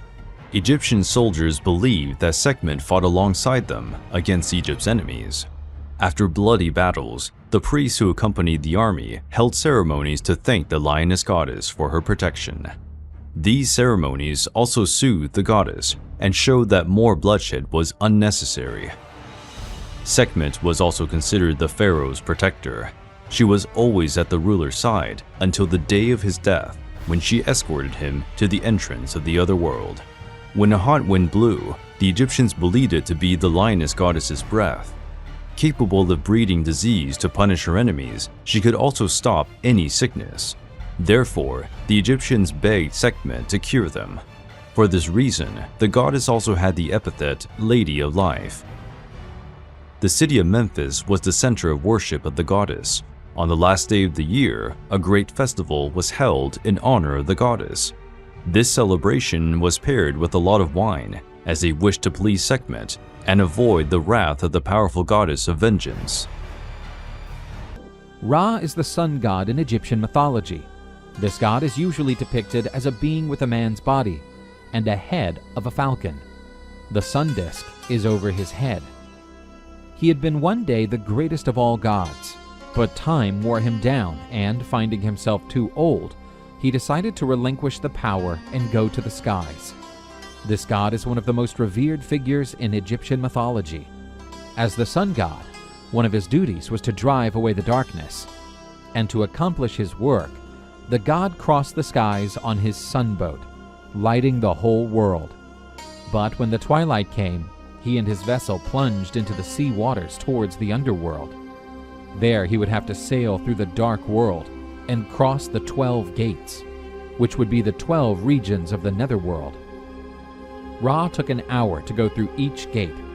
Osiris was in one of them, the lord of the underworld, whom Ra always visited to pay his respects. But before leaving the underworld's darkness, the god was attacked by the terrible snake Apophis. This force of chaos tried to destroy the god's vessel, and each day the serpent seemed closer to accomplish her desire. Apophis once managed to swallow the sunboat, putting an end to the sunlight in the morning. But the serpent failed to hold the god in her stomach and regurgitated him. This event was marked as a solar eclipse.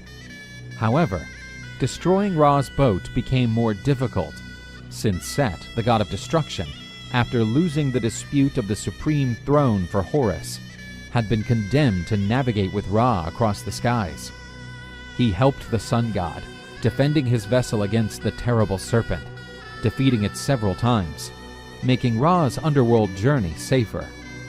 The god Ra was a figure worshipped throughout Egypt, but this god was especially adored in the city of Heliopolis. The god's prestige was so vast that other traditions of Egyptian religions of antiquity merged the god's depiction along with the greatest figure of their own pantheons. For instance, the figures of the supreme gods Amun and Atum were also known as Amun-Ra and Atum-Ra. The god's name was used by many pharaohs. Ramses is a well-known example. His name means son of Ra, or the son of sun, and so the pharaoh would strengthen his divinity before his subjects. Ramses II, also known as Ramses the Great, was one of the most remarkable pharaohs in ancient Egyptian history. He ruled during Egypt's 19th dynasty for around 66 years. His tenure is often considered one of the longest and most successful in Egyptian history. Ramses was born in 1303 BC during the reign of his father, Pharaoh Seti I. Ramses was the third son of Seti I and Queen Tuya.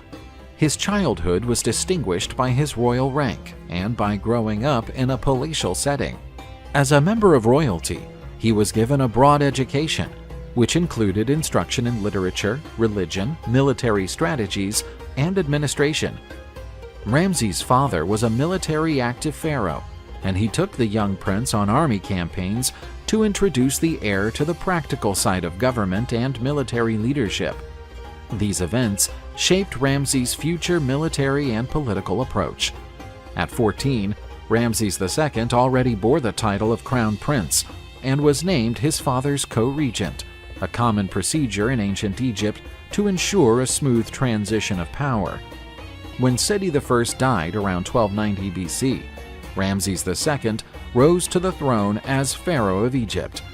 His rise to the throne was fairly uneventful, due to his co-regency and the solid education he had received. Ramses' reign started around the age of 25. He chose to establish his capital in Pi Ramses, before moving it to Thebes later in his reign. Ramses II was best known for his construction and renovation efforts throughout Egypt. He supervised the building of several temples, monuments, and statues, including the famous Temple of Luxor and the Temple of Karnak. He was also in charge of the Abu Simbel temples, one of ancient Egypt's most iconic monuments. During the second year of his reign, Ramses II crushed an invasion of Shurdan pirate groups, also known as the Sea Peoples. They formed a confederation of mercenary warriors and pirates at the end of the Bronze Age and raided some of the most powerful kingdoms of that time. Ramses II's successful campaigns against the Sea Peoples helped bring stability to the eastern Mediterranean region during part of his reign.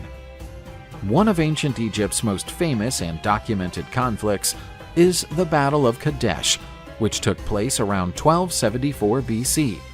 The Levant region, which includes parts of Syria, Israel, and Palestine, was strategically important for its trade routes and natural resources.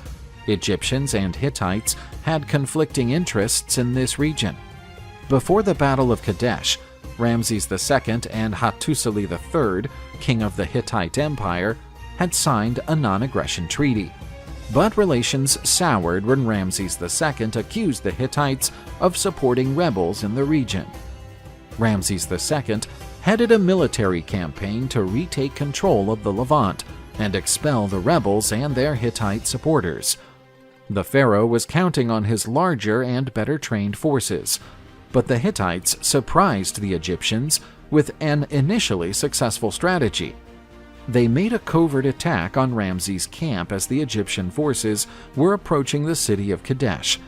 The Hittites' rapid deployment took the Egyptians by storm, encircling them from different directions. The Egyptian pharaoh was isolated temporarily from the rest of his troops, and, with the help of his personal guard, fought for his life until reinforcements arrived. Ramses II reported the battle personally, narrating a one-on-one duel with the Hittite prince. Ramses II succeeded in defeating his initial attackers and fled the camp to rejoin his main troops.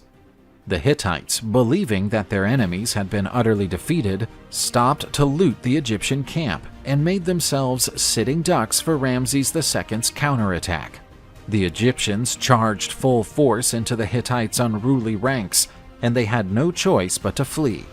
During the ensuing chase, the heavier Hittite chariots were easily overtaken and swept aside by the lighter and faster Egyptian chariots. The battle ended in a stalemate, heavy casualties on both sides. Rather than pursue further hostilities, the Egyptians and Hittites chose to negotiate a peace agreement, which became known as the Treaty of Kadesh, one of the earliest historical evidences of an international peace treaty. The agreement established a defensive alliance between Egypt and the Hittites against external threats. The treaty also provided a stable period in relations between Egypt and the Hittites, scoring an early example of international diplomacy.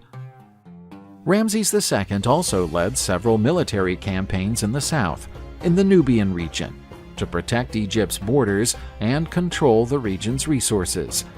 Nubia was a resource-rich region with gold and precious stones, and its management was vital for ancient Egypt.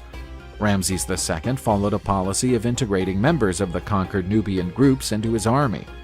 This not only bolstered the Egyptian troops, but also contributed to assimilation and the maintenance of regional stability. Ramses II was renowned for promoting a powerful and divine image of himself. Sculptures and texts carved as stone reliefs by earlier pharaohs could easily be erased, and so their images and words were twisted by their successors. Ramses therefore insisted that his sculptures be etched deeply into the stone, which not only made them less susceptible to later changes, but also made them more striking when exposed to sunlight. Ramses had a meaningful family life, with several wives and several sons and daughters. Nefertari was one of Ramses' most adored and influential wives. She had a leading role in his life, and monuments such as the Abu Simbel Temple bear inscriptions and representations dedicated to her. Meritamen was one of Ramses II's daughters, but she also became one of his wives. Marrying daughters was a common practice among Egyptian royalty to maintain royal lineages. The said festivals were renewal rituals where the pharaoh attended several rites and ceremonies to prove his vitality, strength, and ability to continue to rule successfully. During the said festivals, Ramses II participated in religious ceremonies to honor the Egyptian gods. These ceremonies were carried out in temples and included offerings and prayers. This ritual symbolized the continuity of royal authority and the guarantee of stability and prosperity for Egypt. Ramses II ruled for around 66 years, making him one of the longest-lived pharaohs in Egyptian history. He died around 1213 BC and was buried in the Valley of the Kings, but his body has been moved several times over the centuries. His rule produced a lasting legacy, as much in terms of architectural achievements as political influence. Ramses II's successor was his 13th son, named Merneptah. The power transition seemed to have been fairly smooth, although there were disputes between some of his sons over the succession. Ramses II's death signaled the end of one of Egyptian history's most enduring and powerful reigns. His legacy also spans the Ramesside dynasty, to which he belonged, and the lasting influence he exerted on Egyptian politics and culture.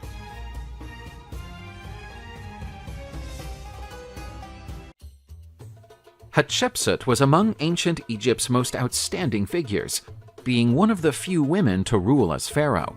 Her story is fascinating and steeped in political intrigue and remarkable achievements. Hatshepsut was born around 1508 BC.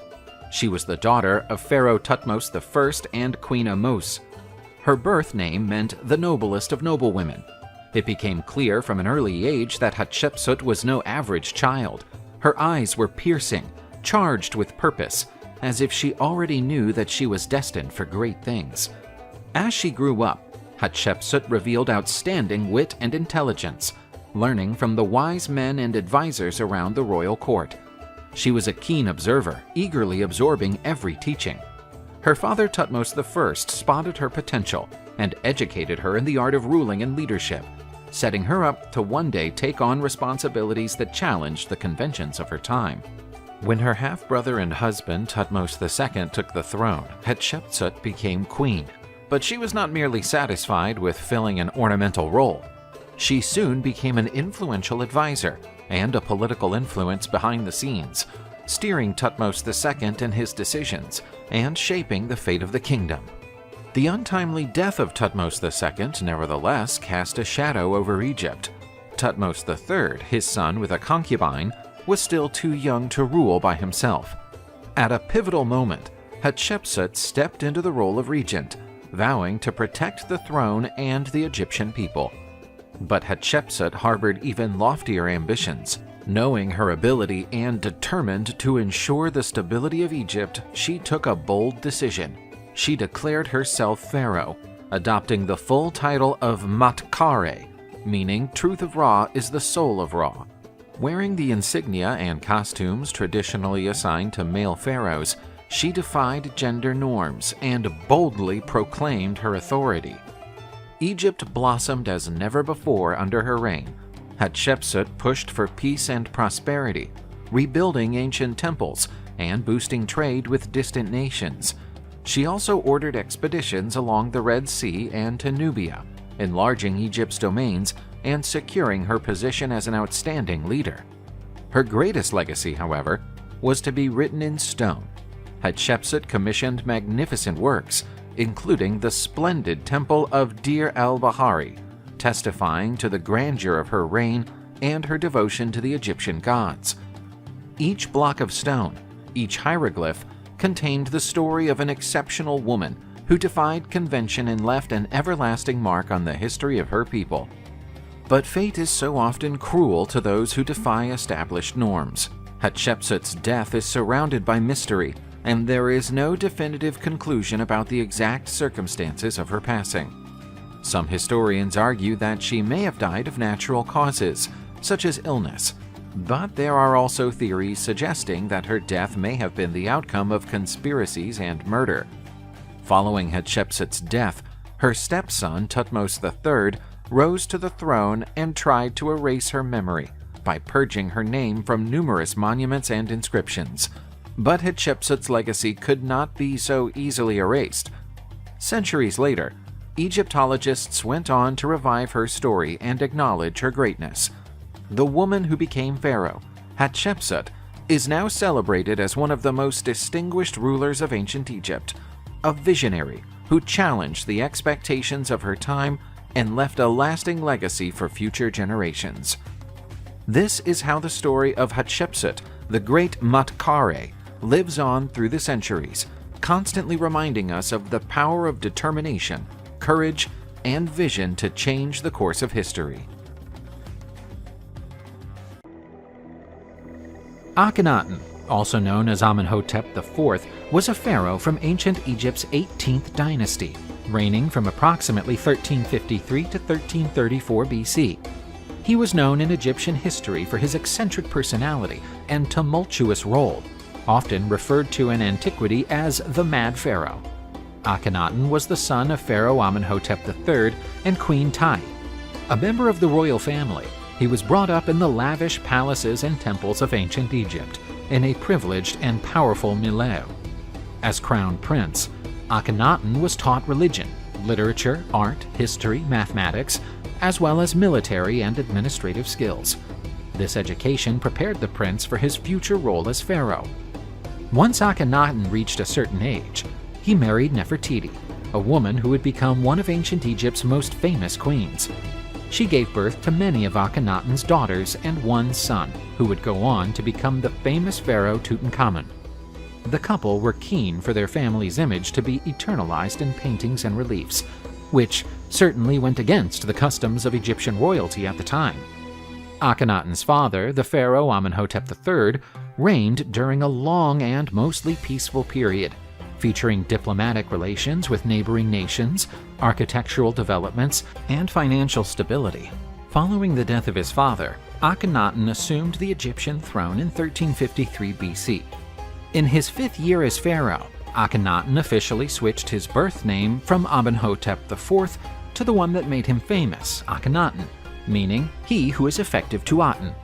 Akhenaten may have been introduced to the idea of a monotheistic religion during his childhood and adolescence, i.e. the belief in a single creator god. Not long after becoming pharaoh, Akhenaten took up the cult of the god Aten, said to be an aspect of the sun god, higher than the ancient god Ra of the Egyptian pantheon. Nonetheless, Akhenaten's zeal for the cult of Aten grew stronger, and he progressively sidelined other deities, exalting Aten as the only supreme god. Egypt was under the strong sway of the Temple of Amun priesthood during Akhenaten's reign, who had amassed a great deal of power and wealth over time. The Temple of Amun at Karnak, in the city of Thebes, Egypt's capital at the time, was the Egyptian people's most powerful religious center. With extensive territories and resources under their control, Amun's priestly class had both political and religious power, and were extremely dissatisfied with the religious reforms that Akhenaten had planned. Akhenaten was directly defying Amun's powerful priestly hierarchy by promoting the cult of the god of Aten and rejecting Egypt's traditional polytheistic religion and its other deities. He took steps to reduce the priests' power and influence, which included closing temples devoted to traditional gods and diverting religious resources and tributes to the cult of Aten. One of Akhenaten's most radical measures was to set up a new capital called Akhetaten. This change removed the center of royal power from the jurisdiction of the Amun priests in Thebes and solidified the new religious order. Marginalizing the Amun priests and dismissing traditional religious practices altered artistic depictions, language, and even aspects of the Egyptian population's daily life.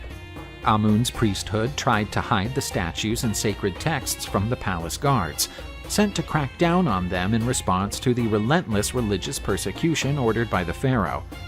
Akhenaten and Nefertiti declared themselves to be deities on earth and appointed new priests to the temples, or simply forced those who worshipped Amun to serve the new monotheistic religion. Both Akhenaten and Nefertiti insisted on having their names worshipped and prayed to. Akhenaten also ignored much of Egypt's political issues and reportedly paid little heed to anything that went on outside the walls of his palace. Egypt's economy started to falter. Crime and corruption rose, and the population feared that their pharaoh was either insane or possessed by an evil spirit. Akhenaten ruled for around 17 years. He probably passed away around the year 1334 BC, but the exact date is unclear. Akhenaten's exact cause of death is unknown and is regarded as one of the many enigmas of Egyptian history. There are many theories about Akhenaten's death. Some suggest that he may have been deposed or even murdered, perhaps because of widespread discontent among the population with his radical religious policies. Egypt went through a transitional and unstable period after Akhenaten's death. His immediate successors sought to repair the damage caused by the radical religious and political reforms he had put in place. Polytheistic religious practices gradually returned to Egypt. The cult of the god Aten was discontinued. The construction of the city of Akhetaten was phased out, and the power and influence of the Amun priests in Thebes was restored. This concludes the story of Akhenaten, the pharaoh who dreamed of becoming a god.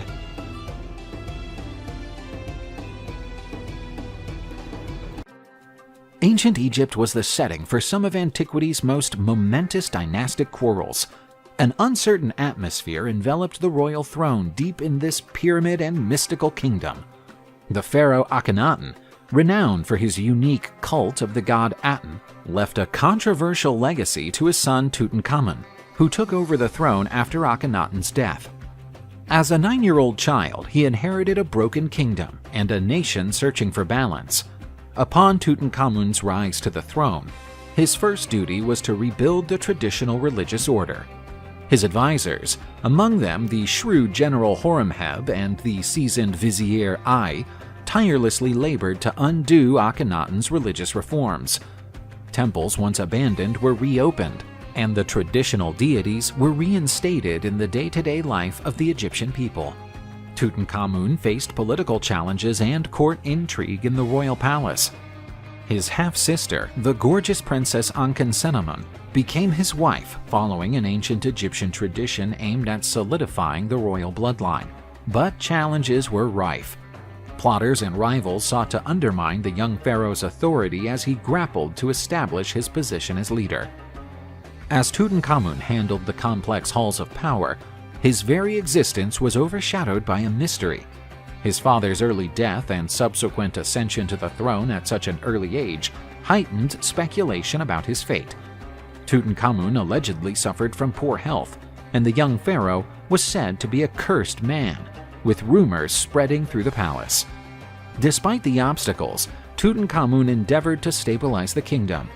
Trading prospered under his leadership. The borders were upheld, and the people found relief from the afflictions of the past. the young pharaoh proved wise beyond his age, guiding Egypt through an age of rebirth and reconstruction. Counselors, generals, and priests, each craving influence over the young pharaoh, became players in an intriguing game designed to shape Egypt's destiny. General Horemheb, Tutankhamun's loyal advisor, became a central figure in this contest.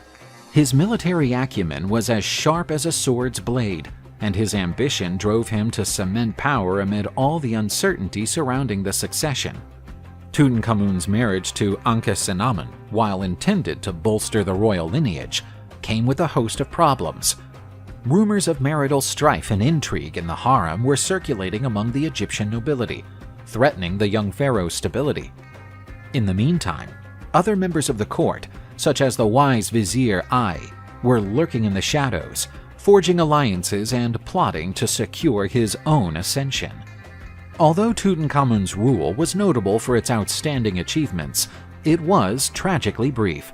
The young pharaoh, who took the throne at 9, saw his tenure come to a premature end at 18. His mystery-shrouded death still intrigues archaeologists and historians to this day. Several theories have been offered to explain Tutankhamun's death. Some scholars have suggested that he died of disease, with malaria being a strong possibility, given the conducive conditions of his time. Other theories involve him having an accident or a leg wound that may have gotten infected. More sensationalist claims include the murder hypothesis. Palace intrigues and power struggles are alleged to have led to a plot to remove the young pharaoh from the throne. But the lack of conclusive evidence renders this theory merely a matter of speculation and debate among scholars. Following Tutankhamun's premature death, the general Horemheb arose as a leading figure in the halls of power. With no direct heir, Horemheb decided to ascend to the throne, becoming the new Egyptian pharaoh. Horemheb's successor, the vizier Ai, assumed the throne, repeating his predecessor's policies.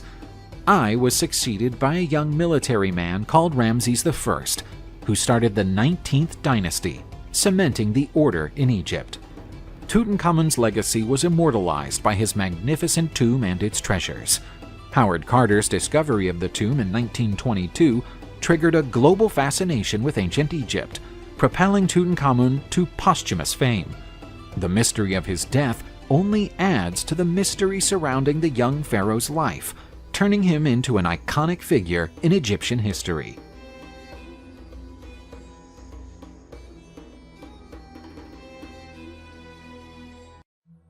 Cleopatra was born in 69 BC in the city of Alexandria, founded by Alexander the Great, situated in the Nile Delta.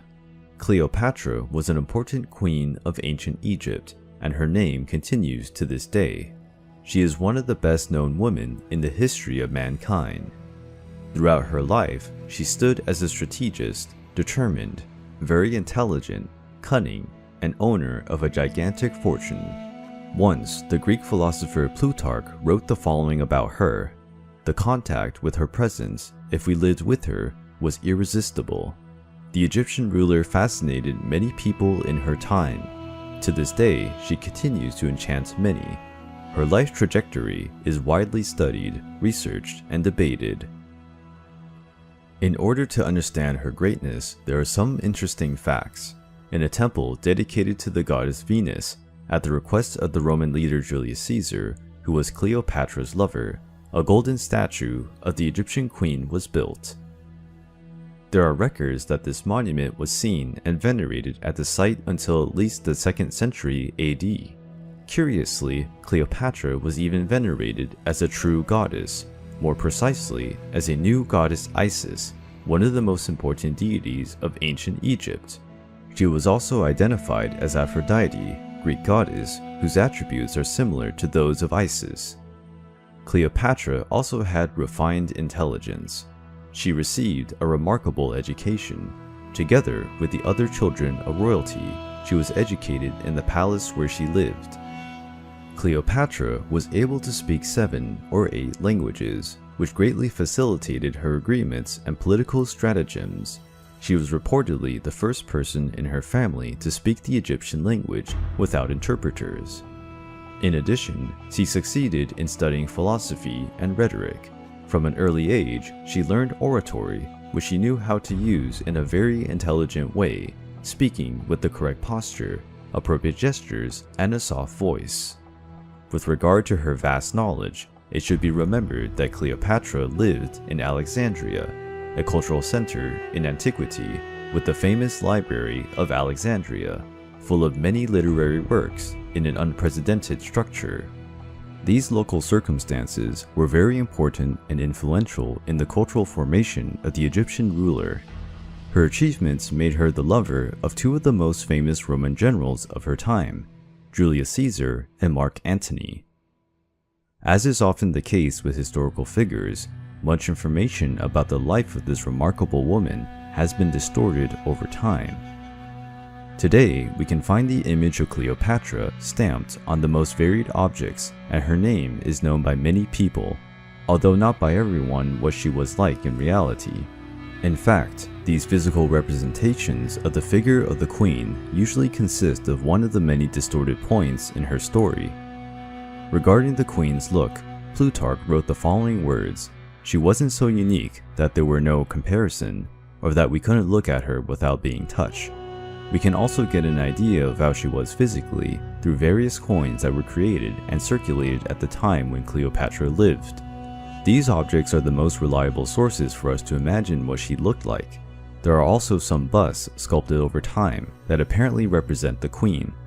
When we see the coins, we notice the protrusion of the nose and chin. In fact, the philosopher Pascal wrote, "If Cleopatra's nose had been smaller, the whole face of the world would have been different." Taking into account this comic phrase and noticing the features that the powerful Egyptian woman has in the coins, we can conclude that perhaps she was not as extraordinarily beautiful as the cinema showed us. But one thing is certain: her conquests and way of being surpass any Hollywood representation. Let's see now why. Cleopatra belonged to the Ptolemaic dynasty, which was in power for 3 long centuries. Their rule was marked by many marriages and murders among the family members. This imposing dynasty was born after the death of the mighty Alexander the Great, king of Macedonia. With his death, his empire was divided among his generals. An ancestor of Cleopatra, Ptolemy I Soter, was among them, who initiated the Ptolemean dynasty after starting to rule the magnificent city of Alexandria, an unparalleled cultural center of ancient Egypt. In view of this genealogical tree, it is important to remember that the powerful Cleopatra referred to in this video is Cleopatra VII. 6 other Cleopatra preceded her in her family lineage. In Alexandria, the queen lived in a luxurious palace, full of wealthiness and beautiful ornaments. The palace was huge and spacious, with more than 100 rooms and a stunning external landscape. There were breathtaking gardens, decorated with beautiful statues and fountains. This fantastic palace was constantly enlarged with successive generations of Ptolemean figures. The site became the most luxurious palace in the Mediterranean. Cleopatra, daughter of Ptolemy XII, grew up in this reality. She had 2 sisters, Berenice IV and Arsone IV, and 2 brothers, Ptolemy XIII and Ptolemy XIV. When her mother died, Berenice IV settled in power, but her period as ruler was short, and the young woman was killed by her own father. It is important to underline again that the lineage of the Ptolemies had as one of its main characteristics the murders. Later, Arsone IV was exiled by Julius Caesar and later executed by Mark Antony at the behest of his own sister Cleopatra. The fate of Ptolemy XIV was no different. Cleopatra began to rule Egypt at the age of 17, after the death of her father.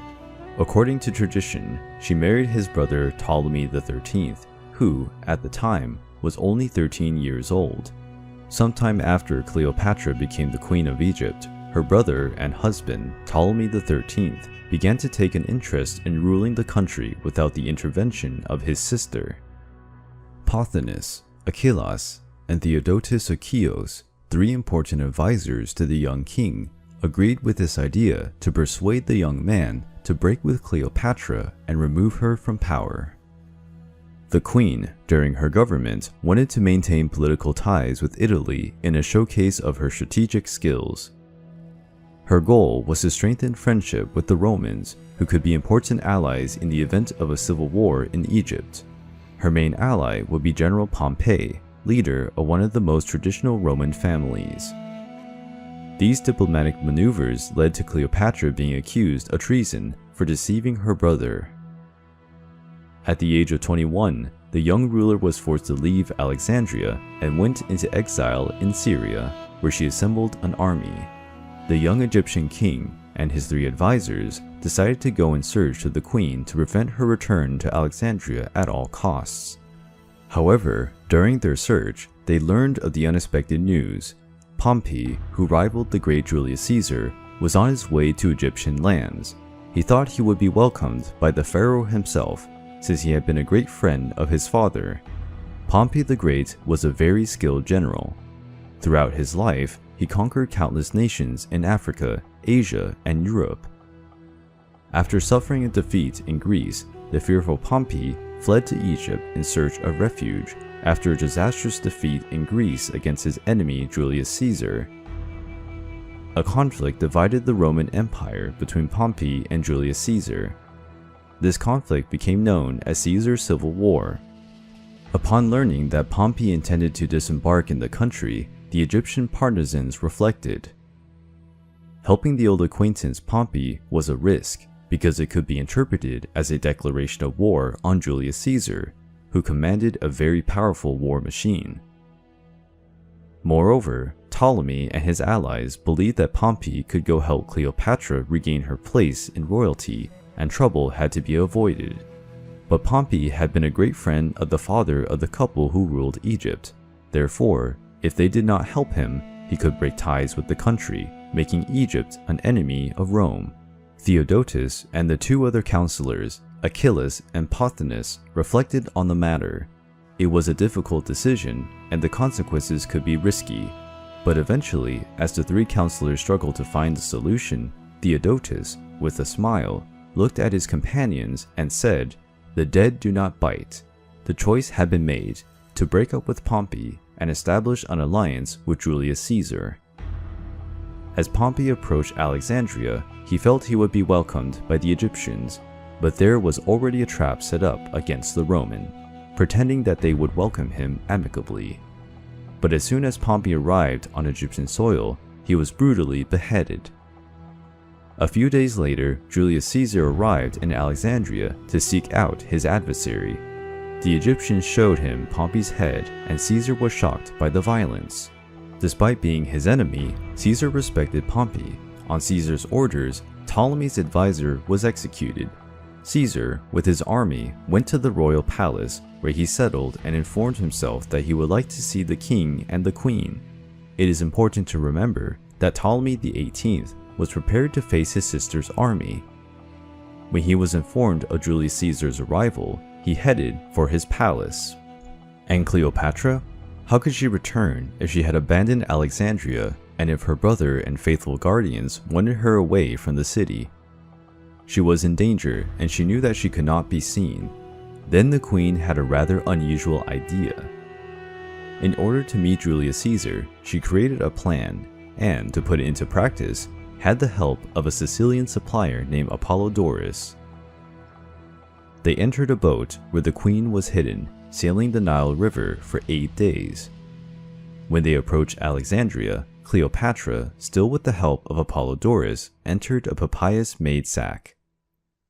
The queen's accomplice tied the big sack with a leather rope and carefully entered the palace, leaving the sack in Julius Caesar's room. We don't know exactly what the Roman's reaction was when he found Cleopatra, but the Egyptian woman conquered him immediately. With Caesar by his side, everything would be easier. The opportunity to get rid of his brother and rule according to his interests was finally within her reach. With Pompey's assassination, Julius Caesar had a very negative opinion of Ptolemy. Cleopatra used the death of his former ally to her advantage. the queen convinced Caesar that she was the right person for the throne of Egypt. The Queen of Egypt and Julius Caesar entered a loving relationship. Caesar's decision to support Cleopatra angered Ptolemy, who declared war on Julius Caesar. The Roman general was at a numerical disadvantage and took a defensive position. This event became known as the Siege of Alexandria. Caesar and his men fought hard to defend their position, waiting for reinforcements. When his allies arrived, Caesar defeated Ptolemy's army at the Battle of the Nile. The young pharaoh drowned in the river.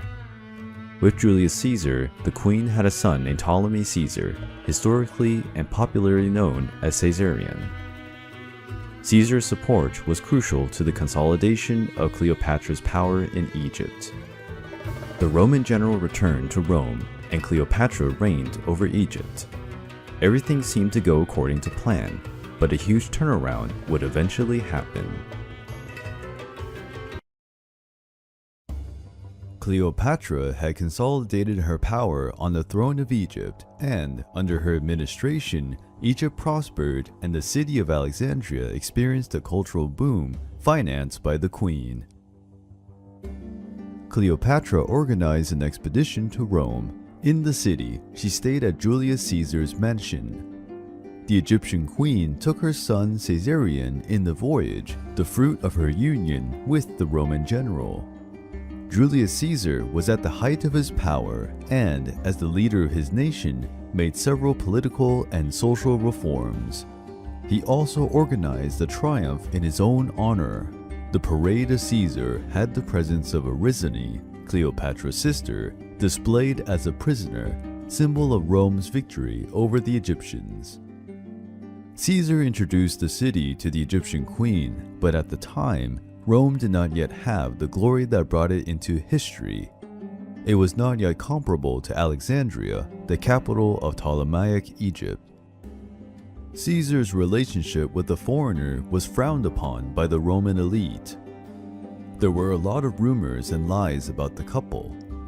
Caesar was named dictator in perpetuity and had an unrivaled power. The Roman senators were left without much of their influence and feared losing their remaining power. So they conspired against Caesar's life. In 44 BC, Julius Caesar was murdered by Roman politicians in a Senate session. Chaos engulfed Rome. General Mark Antony, Caesar's right-hand man, pursued the conspirators. In a public square, he read Caesar's will, where his son with Cleopatra was not among the heirs. In his will, Caesar indicated his nephew Octavius as his successor. Rome was no longer a safe place for the Egyptian queen, and she returned to her kingdom. Meanwhile, Octavius and Mark Antony led their armies in the persecution of the men who betrayed Caesar. There was a remarkable encounter between Cleopatra and Mark Antony. In the year 41, he sent a messenger to Alexandria. Through this man, he called the queen for a meeting in Tarsus, a city located in present-day Turkey. The Egyptian queen arrived at the agreed place in a dazzling boat. The ship had a stern made of gold, its oars were made of silver, and the sails were purple. The navigation was accompanied by music. Fife, lyre, and flute were played. The queen, beautiful and ornated, was freshened up by her servants, and the boat had a wonderful smell. The entire population left their duties to follow Cleopatra's triumphal arrival. Mark Antony fell in love with her immediately. Still, in 41 BC, Cleopatra invited the mighty Mark Antony to visit Alexandria. However, after spending some time in the Egyptian city and getting involved with the queen, the Roman left and the two continued to exchange correspondence. The couple only met again after a long time, but before that reunion, something happened. In 40 BC, Cleopatra gave birth to twins, recognized by Mark Antony himself as their heirs. The children were called Helios, a Greek origin, which means sun, and Selene, which means moon. During the absence of the Roman, where he was separated from the Egyptian queen, He even resumed his relationship with his wife Fulvia in Rome, although he could not forget Cleopatra. Fulvia eventually died, which may have made things easier and made it possible for Mark Antony to finally join Cleopatra once again. But Octavius, Julius Caesar's nephew, did not want that to happen. He suggested that his sister, Octavia, should marry the Roman general. That happened, and they had 3 kids in 2 years. Mark Antony, after Caesar's death, became consul general. Later, his power was divided between him, Octavius, and Lepidus, a political association known as the Second Triumvirate. Lepidus distanced himself from political life, which led to a dispute between Octavius and Mark Antony. The power in Rome was divided between the two. Caesar's nephew ruled the west, while Mark Antony managed the eastern provinces. Although he was married, and even against Octavius's will, the romance between Mark Antony and Cleopatra was not over. They met again in the city of Antioch, where they made their union official. The romance between the two was thriving, and they both seemed in love in Alexandria. The couple had many parties and banquets where they displayed their sovereignty. However, the Roman was forced to leave Egypt after an attack by the Parthians in Syria and Asia Minor, the inhabitants of the Parthian Empire in ancient Persia. Octavius reproved this union and was frustrated by the relationship between the Roman and the mighty Egyptian. In part, this was due to his sister Octavia, who ended up rejected by Mark Antony, and also for fear of losing part of the Roman Empire to the couple. A new civil war broke out in Rome between the supporters of Mark Antony and the defenders of Octavius. The Battle of Actium happened in 31 BC in a region in Greece where both faced each other. Cleopatra accompanied her husband as he headed towards the long battle. But when the defeat of Mark Antony was already visible, she returned to Egypt, quietly announcing a false triumph. Octavius achieved a decisive victory in the naval battle of Actium, and this victory marked the end of the Roman Republic and the beginning of the imperial period. However, his opponents eventually discovered the truth, while Cleopatra tried to maintain her position and conquer allies. She did everything she could so that together with Mark Antony, they could rise again. But he, after defeat, was no longer the same person. Octavius said he would forgive Cleopatra if she killed her lover. Ignoring the proposal, the Egyptian queen continued to try to motivate her husband, while she tried to discover, together with her personal physician, a painless poison. The queen was preparing for the worst. The end of Mark Antony was tragic. While Cleopatra tried to flee from Octavius and his army, who had already arrived in Alexandria, the Roman soldier received the news that his lover had died. Desperate, he took his sword and wounded his own chest. However, the strike was not accurate and Mark Antony did not die immediately. While he was bleeding and suffering from the pain caused by the blow, he was informed that Cleopatra was still alive and managed to find the Egyptian monarch. His last breath happened in the arms of his lover. When he reached his other half, Mark Antony had already lost a lot of blood, and there was nothing that could save his life. Before dying, however, in the arms of his beloved Cleopatra, he asked her to collaborate with his opponent Octavius in order to save herself. After this request, the great Roman Mark Antony died. Caesarion, Caesar's heir sometime later, was also killed by Octavian. At that time, at funerals, it was common for women to hurt themselves with punches and scratches, accompanied by cries of pain and despair. That's what Cleopatra did in front of his late lover. Her injuries caused an infection, and she received treatment on the orders of Octavius. However, the queen, shaken by the death of her beloved Mark Antony and afraid of the future, tried to resist the treatment so that she could die. But Octavius terrorized her with threats to her children. Cleopatra gave in and, out of love for the heirs, accepted the proper treatment until she recovered her health. Cleopatra also had an impactful end. It was one of the events that eternalized her in history. the queen failed to escape her rival Octavius, who had arrested her in Alexandria, but she resisted and would not surrender to the enemy, going through the humiliation of being a prisoner and hostage of Rome. That would be too embarrassing for a woman like her. As for her sons, Caesarion was murdered, as was said, and the others were taken to Rome to be raised by Octavia. Cleopatra was constantly watched over by order of Octavius, since she had attempted suicide twice, after the death of Mark Antony. But Octavius's plans didn't go as expected. The queen, always cunning, put an end to her own life. Before that, she sent a letter to Octavius in which she asked to be buried next to her late husband. In relation to her death, some sources say that she was voluntarily bitten by a serpent and died from the poison. Other sources and scholars affirm that Cleopatra took some poison. With these uncertainties, her end is quite controversial. Some sources say Cleopatra's personal physician had a great deal of knowledge about poisons. Besides, the queen was always a strategist and effective person. Most likely, she prepared her death in advance.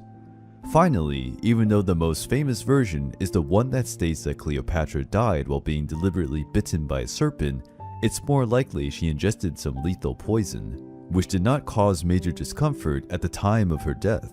She was found on top of a couch, dressed in beautiful garments. People claim that she had a serene expression. She died 9 days after the death of her lover. Her funeral was solemn and elegant, worthy of an Egyptian queen. Her request to be buried next to Mark Antony was respected. After the death of the powerful monarch, Egypt became a Roman province. It was the end of the hegemony of the Ptolemaic dynasty in Egypt.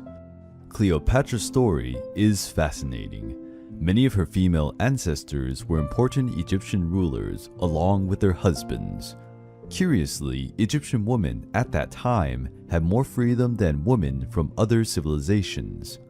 Cleopatra did not play a secondary role in this lineage of women rulers and was a renowned figure.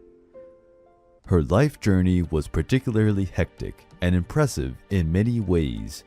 Firstly, the Ptolemaic lineage, which is impressive due to the number of murders among the family members themselves.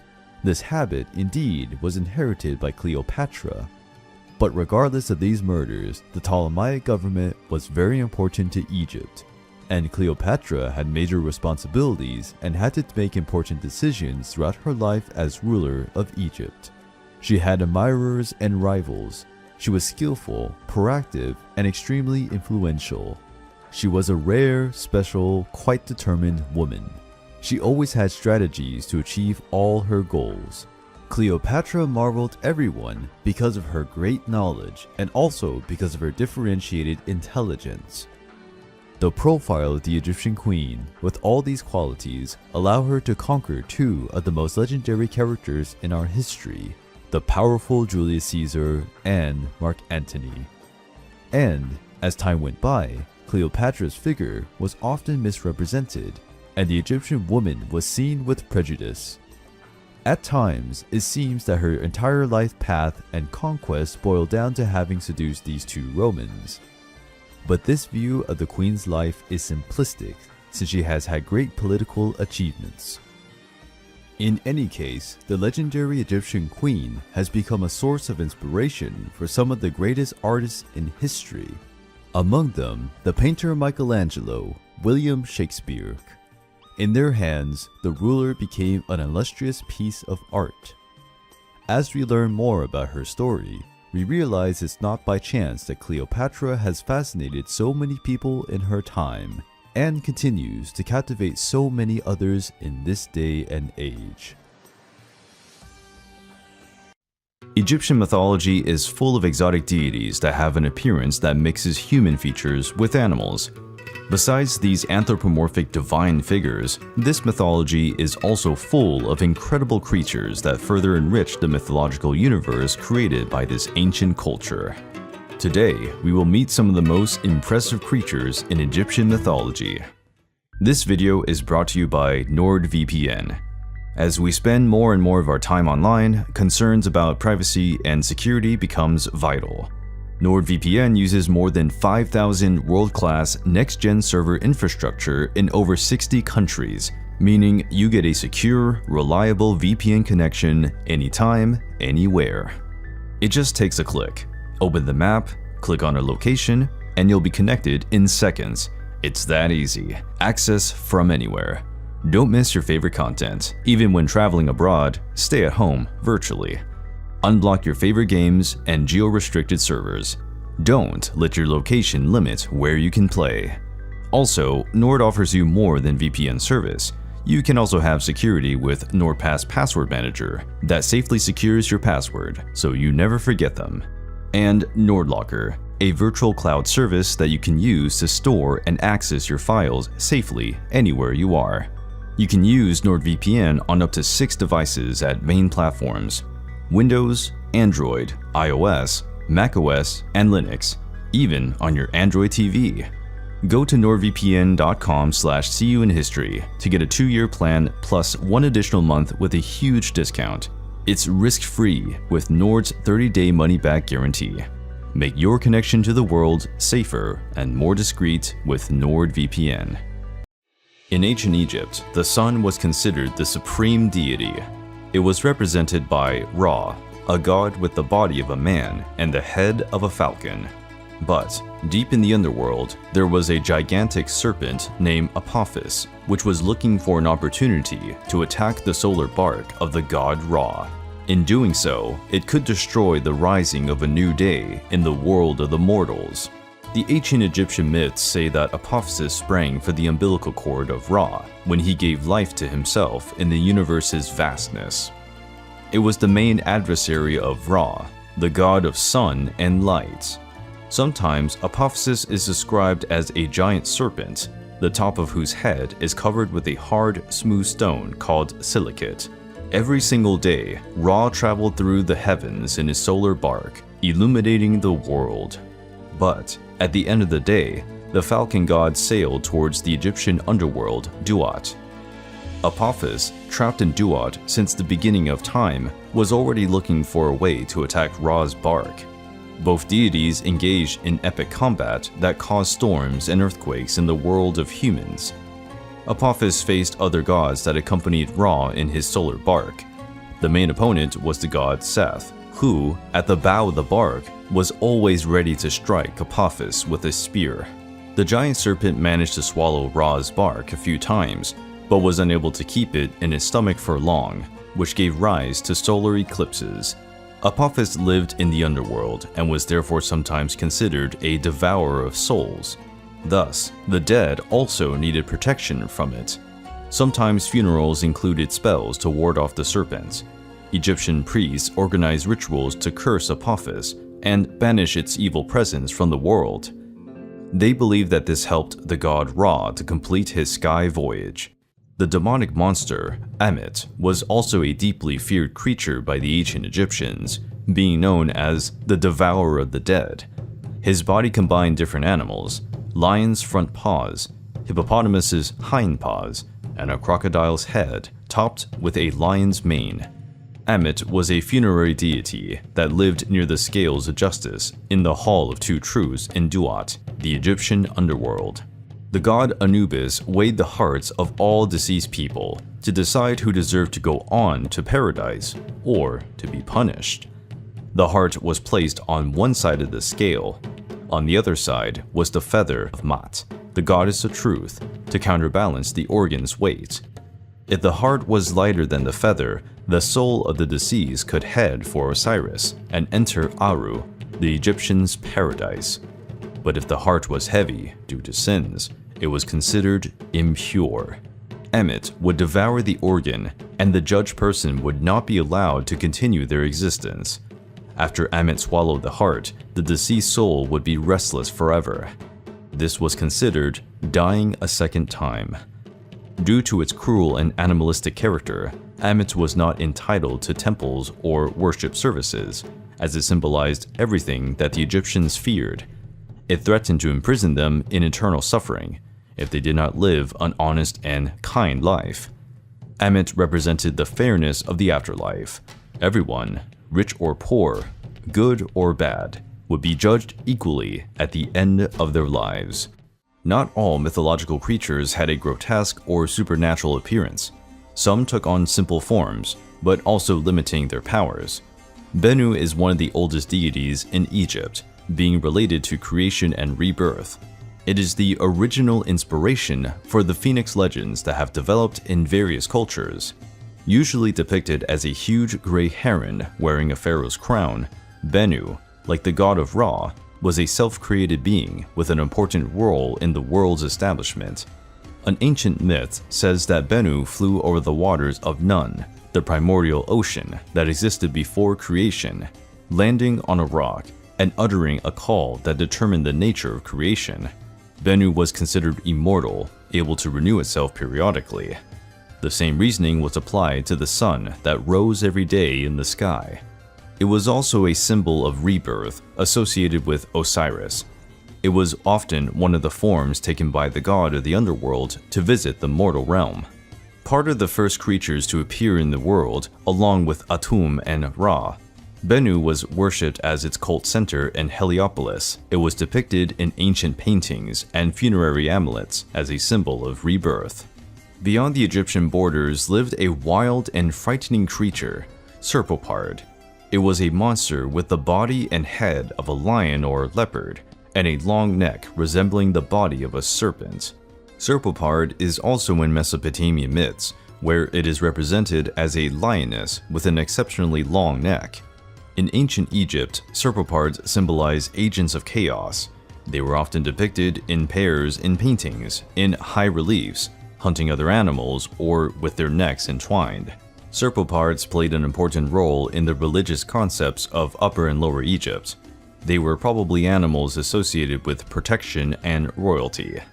The image of this bizarre creature was used on household utensils of the Egyptian nobility and pharaohs.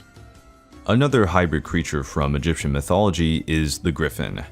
Although it is also part of the myths of other peoples of Greece and Mesopotamia, it has unique traits in Egyptian traditions, with a dog-like body and a falcon's head. The Egyptian griffin assumed various shapes and sizes. Some depictions had wings, a leopard-like body, and a human head emerging on its back. In other myths, griffin represented a servant of Horus, being the embodiment of the god's power on earth, responsible for carrying out divine justice. Like Serpopard, the griffin also had protective functions and could ward off the action of demons and other evil creatures. The griffin seems to have been elevated to the status of heraldic animal of the pharaoh and appeared regularly in official documents. The statues of the sphinxes are iconic symbols of Egyptian architecture. The most famous is the Great Sphinx of Giza. It was once believed that these mystical creatures were real, with a lion's body, a human head, and sometimes hawk's wings. The myth of the sphinxes reached ancient Egypt, where the creatures were depicted with a woman's head, a lion's hips, and bird's wings. They were considered treacherous and merciless, killing those who could not answer their riddle. The deadly version of a sphinx appears in the myth and drama of Oedipus in Greek mythology. To the Egyptians, the sphinx was benevolent, but had a fierce strength and personality, like the malevolent Greek version. Both were considered guardians of temple entrances. In the most famous myth of the sphinxes, the goddess Hera summoned the sphinx that lived near the Nile River in Upper Egypt. The monster headed for Thebes, Greece, where it asked everyone who crossed its path the most famous riddle in history. What animal walks in the morning on 4 legs, in the afternoon on 2, and at night on 3? It strangled and devoured anyone who couldn't answer. Until a legendary king named Oedipus solved the riddle. It is man, for he crawls on all 4s when he is a baby, then walks on 2 feet when he is grown up, and in the end uses a cane in old age. The second riddle was made. There are 2 sisters, one gives birth to another, and the latter gives birth to the former. Who are the 2 sisters? Oedipus answered, day and night. Defeated, the Sphinx threw itself off the high rock and died into the abyss. We don't know for sure how many monsters and fantastic creatures were part of religious beliefs in ancient Egypt. Many stories have been lost in the sands of time or have not been fully deciphered, but the legacy of Egyptian culture and mythology still fascinates people all over the world. 3 things immediately spring to mind when we think of ancient Egypt: pyramids, pharaohs, and mummies. For millennia, the Egyptian civilization and its mummies have enthralled mankind. But why and how did they mummify people? We will answer this and other questions in detail in today's video. Death in Egyptian civilization was not seen as the end of existence, but as a transition to a new way of life. This deep-seated belief in the afterlife influenced many aspects of Egyptian culture, particularly the practices related to preparing for death. Death was as crucial a stage of existence for the Egyptians as life itself. They believed that how they prepared for death determined their afterlife experience. Preparing for death was a detailed and careful process that began long before a person passed away. The Egyptians not only concentrated on living a righteous life to secure a favorable place in the afterlife, but also spent time and resources preparing their burials. This included acquiring funerary items, ordering sarcophagi, and building tombs. The funerary items were carefully chosen, as they would be used in the afterlife. They ranged from personal objects to treasured items such as jewelry and amulets. The tombs, which were often more elaborate than the houses themselves, were seen as the eternal dwelling place and were built with great care and detail. One's morality and actions during life were considered of the utmost importance, as it was believed that these would be judged in the afterlife. The Book of the Dead, a guide to the afterlife, provided formulas and instructions that the Egyptians followed to make sure they had a safe transition and a good afterlife. The belief in life after death and mummification rituals has its foundation in the myth of the god Osiris. He was the first mummy, and his myth gave the mythological and religious foundation for all the other mummies to come. However, when the death of the person was announced, the body was taken to the so-called ibet, or embalming house. This was a sacred place where mummification rituals were performed, one of the most fascinating and iconic aspects of ancient Egyptian civilization, reflecting the belief in the afterlife and the need to preserve the body for eternity. The Egyptians thought that it was essential for them to preserve the physical body if they wanted to achieve life after death. They viewed the body as the dwelling place of the soul and the life force, which regularly returned to it. Preserving the body was crucial for the continued existence of the soul after death. The process of mummification was intricate and elaborate, having developed over millennia. The first mummification methods used natural dehydration in the desert, and there is evidence that they date back to before 3500 BC. With time, the Egyptians improved their embalming techniques for even better preservation. We will now dissect this process of mummification in detail. The first real stage in mummification was to cleanse the body with water from the river Nile. This was considered sacred and purifying water. Next, the internal organs were removed. The brain was pulled out through the nostrils with special hooks. The abdominal organs, stomach, intestines, lungs, and liver, were taken out through an incision on the left side of the body. The heart, considered to be the seat of intelligence and emotion, was usually left in the body. After the removal of the organs, the body was covered and filled with a natural salt called natron, intended to dehydrate and preserve the body. This process lasted around 40 days. Once the organs were removed, they were treated separately, dehydrated with natron and wrapped. They were put in canopic jars to be buried with the dead person. Once dehydrated, the body was cleaned and wrapped in hundreds of meters of linen strips. While it was being bandaged, ointments and resins were applied to help preserve it. Amulets and objects of religious significance were frequently placed between the bandages. Following the bandaging, final rites were performed to ready the deceased for the afterlife. The practitioners behind the mummification were highly specialized, many of whom were also priests and carried out rites during the process. A death mask, often an idyllic representation of the deceased, was then placed over the deceased's face. The mummified body was then transported to one or more sarcophagi, lavishly decorated with texts and images. Eventually, the sarcophagus was laid in the sealed tomb.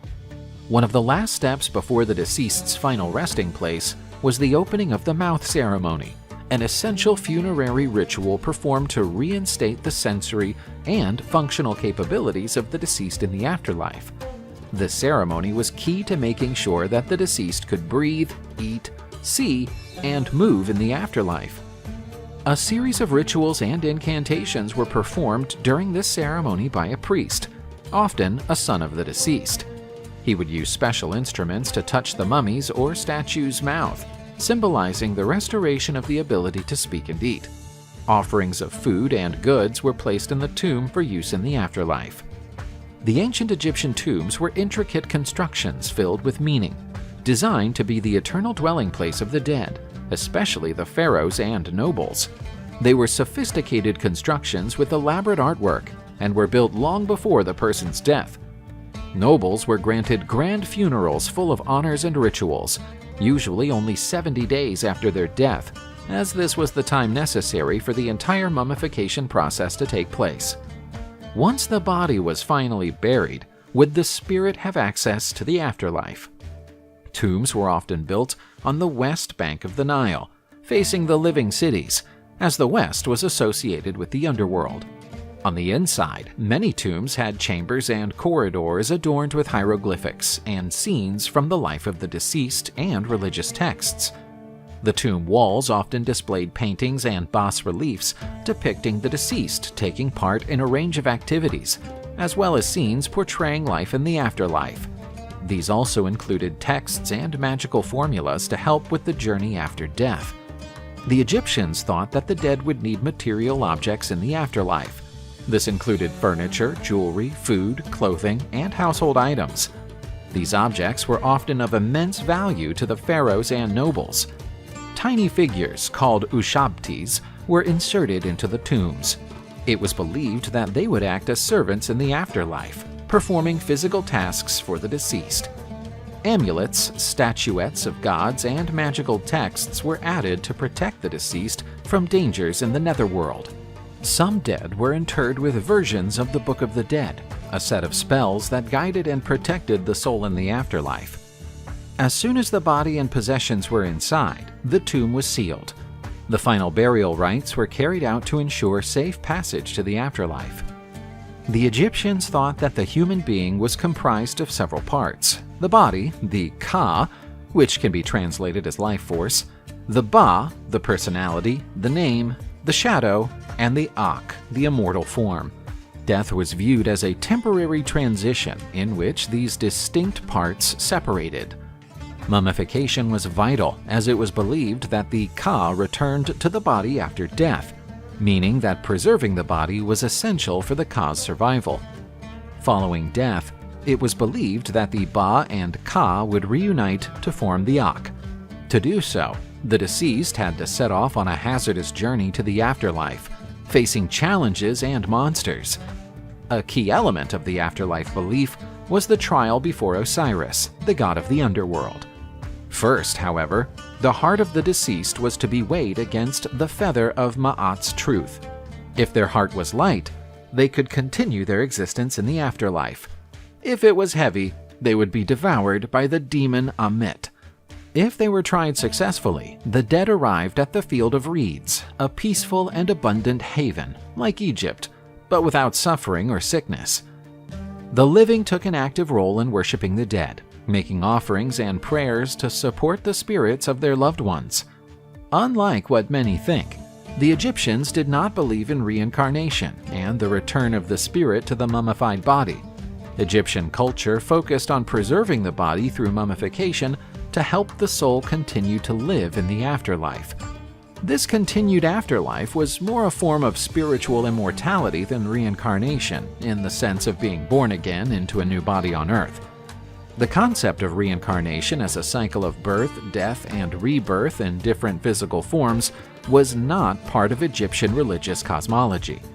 Mummification in ancient Egypt was not just a simple funerary practice, but a crucial element of the Egyptian belief in an afterlife, reflecting a profound devotion to the soul's immortality. The Egyptians expressed their quest for eternity through mummification, ensuring that the dead were honored, protected, and made ready for eternal existence. If you enjoyed this video, please like it and comment on what other topics about ancient Egypt you would like to see here on the channel. See you in the next video!